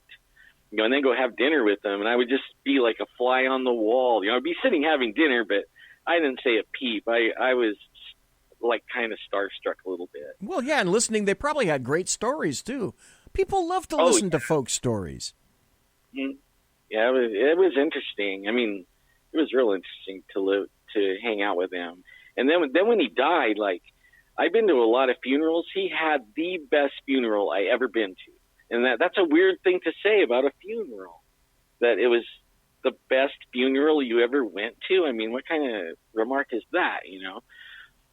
But he didn't want anyone to be sad. Everybody had to party, and everybody had have a good time. So when we went in the church that he attended, they had bands and music, and everybody was getting up and telling all the good things that, you know, that through their life with him. And little did anyone know, while we were in there, he was setting up a dessert banquet outside that wrapped around the building. Every cake, cookie, candy, ice cream, cupcake, anything dessert, it was out there. And I mean, it was everything. Even the ones where they had the machine where you could fill up the cone, you know, ice cream cones. Oh, yeah. I mean, like, it was. Those are great. It was book. And then they were telling everybody, you know, take some home. There was so much, every pie you could think of, just everything. And I sat there and I had a great time. And I know, since I died once, I know that we don't die really. You're more alive where you go. And he had a really rough time at the end. He could barely walk. And I know he was in a lot of pain. So now where he's at, he's standing tall where he is now. And I'm sure he's enjoying it. No pain. And he's probably skying it, you know, bigger than everyone. And it's just so cool. Again, another reason why I love having you on. You have great stories. Back in Fresno, the number 5 strangest place in Fresno, the Zalud House. Built in 1891 in Porterville by John Zalud, the Zalud House is today a museum that still contains all of the original furnishings. Several spirits haunt the house. One is said to be of John's wife, Mary Jane, and another is that of the cursed chair in which the Zalud's son-in-law, William Brooks, was sitting at a nearby inn when he was shot by a local woman whom he was harassing. Let that be a lesson to you, sir. The chair is now in the Zalud House. You can see you can see bullet holes in it. It is said anyone who sits in this chair has pains in their chest in the same location where Brooks was shot. That one's about an hour and a half, maybe 2 hours away from me. But I have been there, but I didn't know all that. That's pretty good. Yeah, it says Porterville. Do a little research. The number 6, and I would never have suspected this, the number 6 haunted place in Fresno is the Fresno Central Library. Have you heard of that? It says, It says books fly off the shelves. Mm-hmm. And the second floor seems to be haunted by a former librarian who clearly is pissed because you didn't bring the damn book back. His presence has been felt by several employees who think he was happy there, and that's why he's still around. Ever been to the Fresno Central Library? Yeah, it's haunted, and only they won't let us go in there. And then they used to have the Wolf Manor. That was one of the best ones, and it was only a few blocks from where I live. And they tore it down, but they wouldn't let us. The guy that owned it wouldn't let us go in there either. Number 7. I'm sorry. Go ahead, Alan. Oh, yeah, I was done. Oh, okay. Number 7. This is weird. Maybe you've heard of this. I certainly have not. Friant Road, Friant, Friant Road. It seems the ghost, or Friant Road. It seems the ghost of a former police officer still patrols Friant Road, even after his passing. Legend says the officer pulls over motorists and warns them about speeding on the road and what could happen. Then he writes what some are calling a warning ticket and lets the motorist go. Isn't that cool? Yeah, that is pretty weird. Then the motorist, confused, would go to a police station to inquire about the warning, only be told that that type of ticket is no longer being used. And they check the badge number on it. They find out the officer died on that stretch of highway several years ago from a motor vehicle accident. Yeah, they have head-ons on that one all the time. There's a casino right up there, and people like to go drunk, gamble drunk. Right. And they don't have, it's a dry casino. So there's so many accidents. It's just unreal. In fact, my great-grandfather or great-great-grandfather, there's right up there is the Bryant Dam, and underneath the lake, there's a town that my family started, and they had an old outpost, trading post, traded with the Indians. And that's where the county seat was. And I think my great-great-grandfather was the first judge and county supervisor there. So, yeah, I know all about all that whole road and everything in the history. It's called, not Chick Chansey, it is Table Mountain Casino. It says, the last sentence is, it seems, even in death, he's trying to prevent the same fate that happened to him from happening to others. Number 8, I would not have thought this, but then upon consideration, I realized, oh, yeah, okay. Yeah, you could say this is in the Fresno area, and this is the Wawona Hotel. I stayed in the Wawona in 90, I don't know, I guess that would be about 95, 96, right around there. Absolutely beautiful place. It's one of these huge places that has a fireplace so large that you can walk right into it. It's massive, and it's called the Wawona Hotel. It's in Yosemite, in the Yosemite Valley on Wawona Road. And it says, in the 1920s, there was a small plane crash outside the Wawona Hotel. The pilot was taken to one of the outlying cottages, succumbed to his wounds there, and ever since employees have seen a ghostly figure, clad fully in flight gear, leaving the cottage and walking down the steps and then disappearing. Another strange thing that has happened at the hotel include when a group of people saw a throw rug levitate 3 inches above the ground and float towards them. And also, fire alarms have sounded even though there is no one nearby that could have pulled the alarm. My guess would be you've probably been to the Wawona to visit. Yeah, I grew up in Yosemite, so there's a bunch of haunted places in Yosemite. That one, the one you're talking about, that has all kinds of stories. and even the local mall, Fashion Fair Mall, it is real haunted. Yeah, when I think of hauntings, I sure as shit don't think about malls. Here's number 9, Lost Lake. One night, 2 witnesses who were fishing along the riverbank at night saw a figure moving in the bushes. They shined a flashlight on it, saw a young child wearing nothing but swim trunks. Then they heard a noise and shined the light in that direction, only to find nothing. Shining the light back where the child was, there was no one there. Many people, including children, have drowned at Lost Lake, so it seems plausible that one or more could haunt the area. This is interesting. Strange creatures have also been seen in the area. Does Lost Lake sound familiar to you? Yeah, and you know what's really funny is it is right off Bryant Road, just down below Bryant Dam. Perfect. Yeah. In fact, I was at the fish store. Thank you for reminding me about cleaning the fish tank. But I was at the fish store, and the guy helping me, when he recognized me, and he's like, "Oh man, I got to show you these pictures on his phone." And he was fishing at Lost Lake, and his wife took pictures of him, and she was up on this broken bridge looking down on him, and there was a little boy sitting next to him that wasn't there. Wow. It was like a faded out whitish looking little boy. So he didn't know it at the time, but the photograph showed that. Right. Wow. See how these cool things happen to people? Why can't this cool shit happen to me? I'm so depressed. It probably does, but you're not paying attention, you know. Well, I think a lot of people have stuff going on around them, and maybe the other side is trying to get their attention, but they're too busy to recognize it. Or something a little bit weird happens, and then you try to write it off instead of investigating a little more. As my wife would say, "Hey, honey, that's you." And and me sometimes. It would be. Okay, here's number 10, the very last one.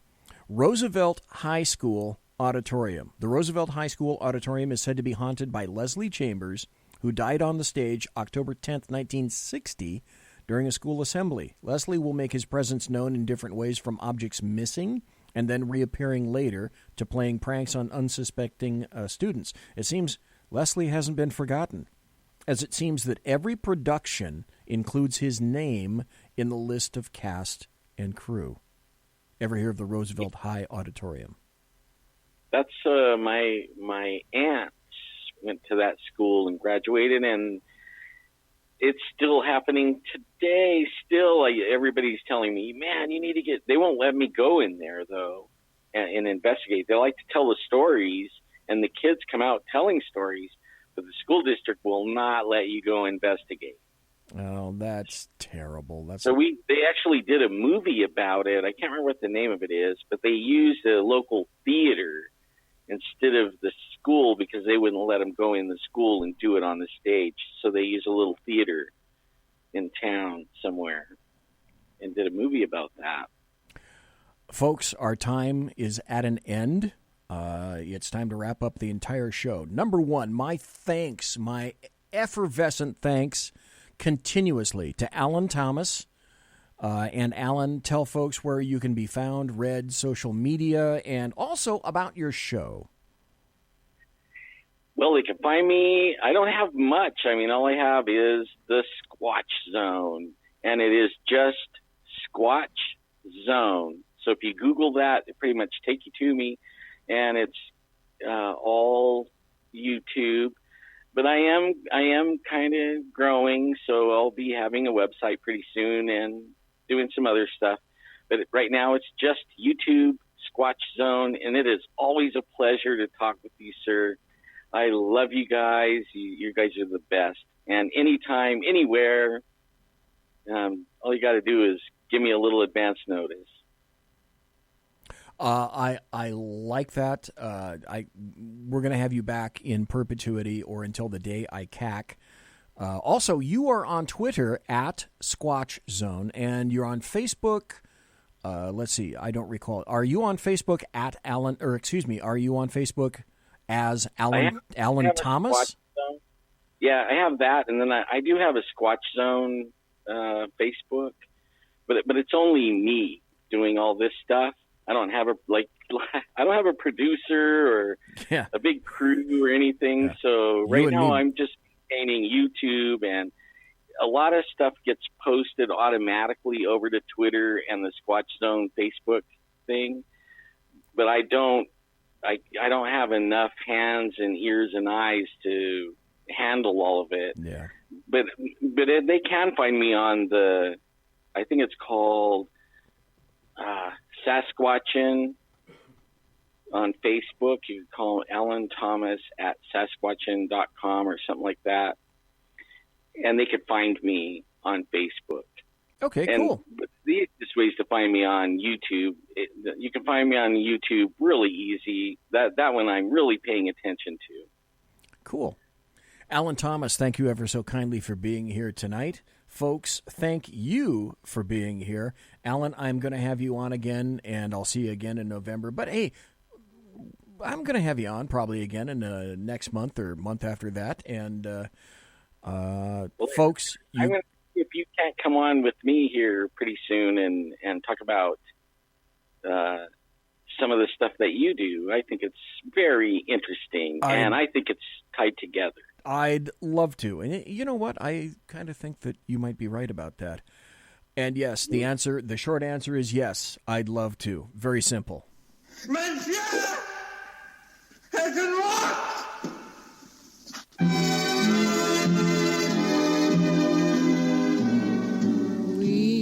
Ladies and gentlemen, boys and girls, children of all ages, thanks for listening to the Bloviating Zeppelin's Berserk Bobcat Saloon radio show live and direct right here on the SHR Media Network.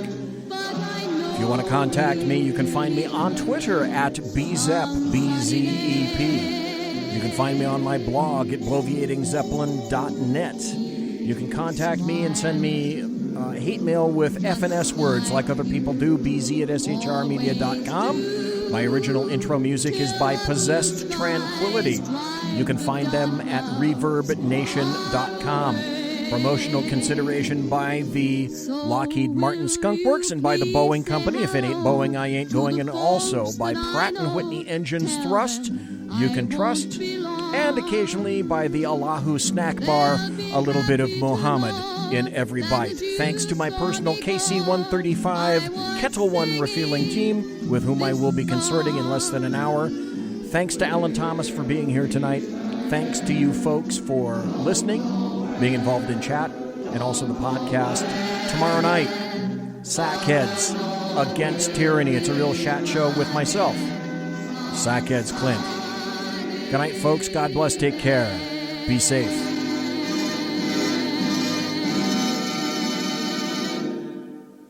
Everybody quiet down now and get some sleep. Good night, everybody. Good night, Mama. Good night, Ben. Good night, everyone. Good night, Mama. Good night, Daddy. Good night, children. Good night, Daddy. Good night, Elizabeth. Good night, John Boy. Good night, Jim Bob. Good night, Jim Bob. Good night, Jim Bob. What's going on? I was asleep. What's everybody doing? Good night. Good night, Jim Bob. Go to sleep.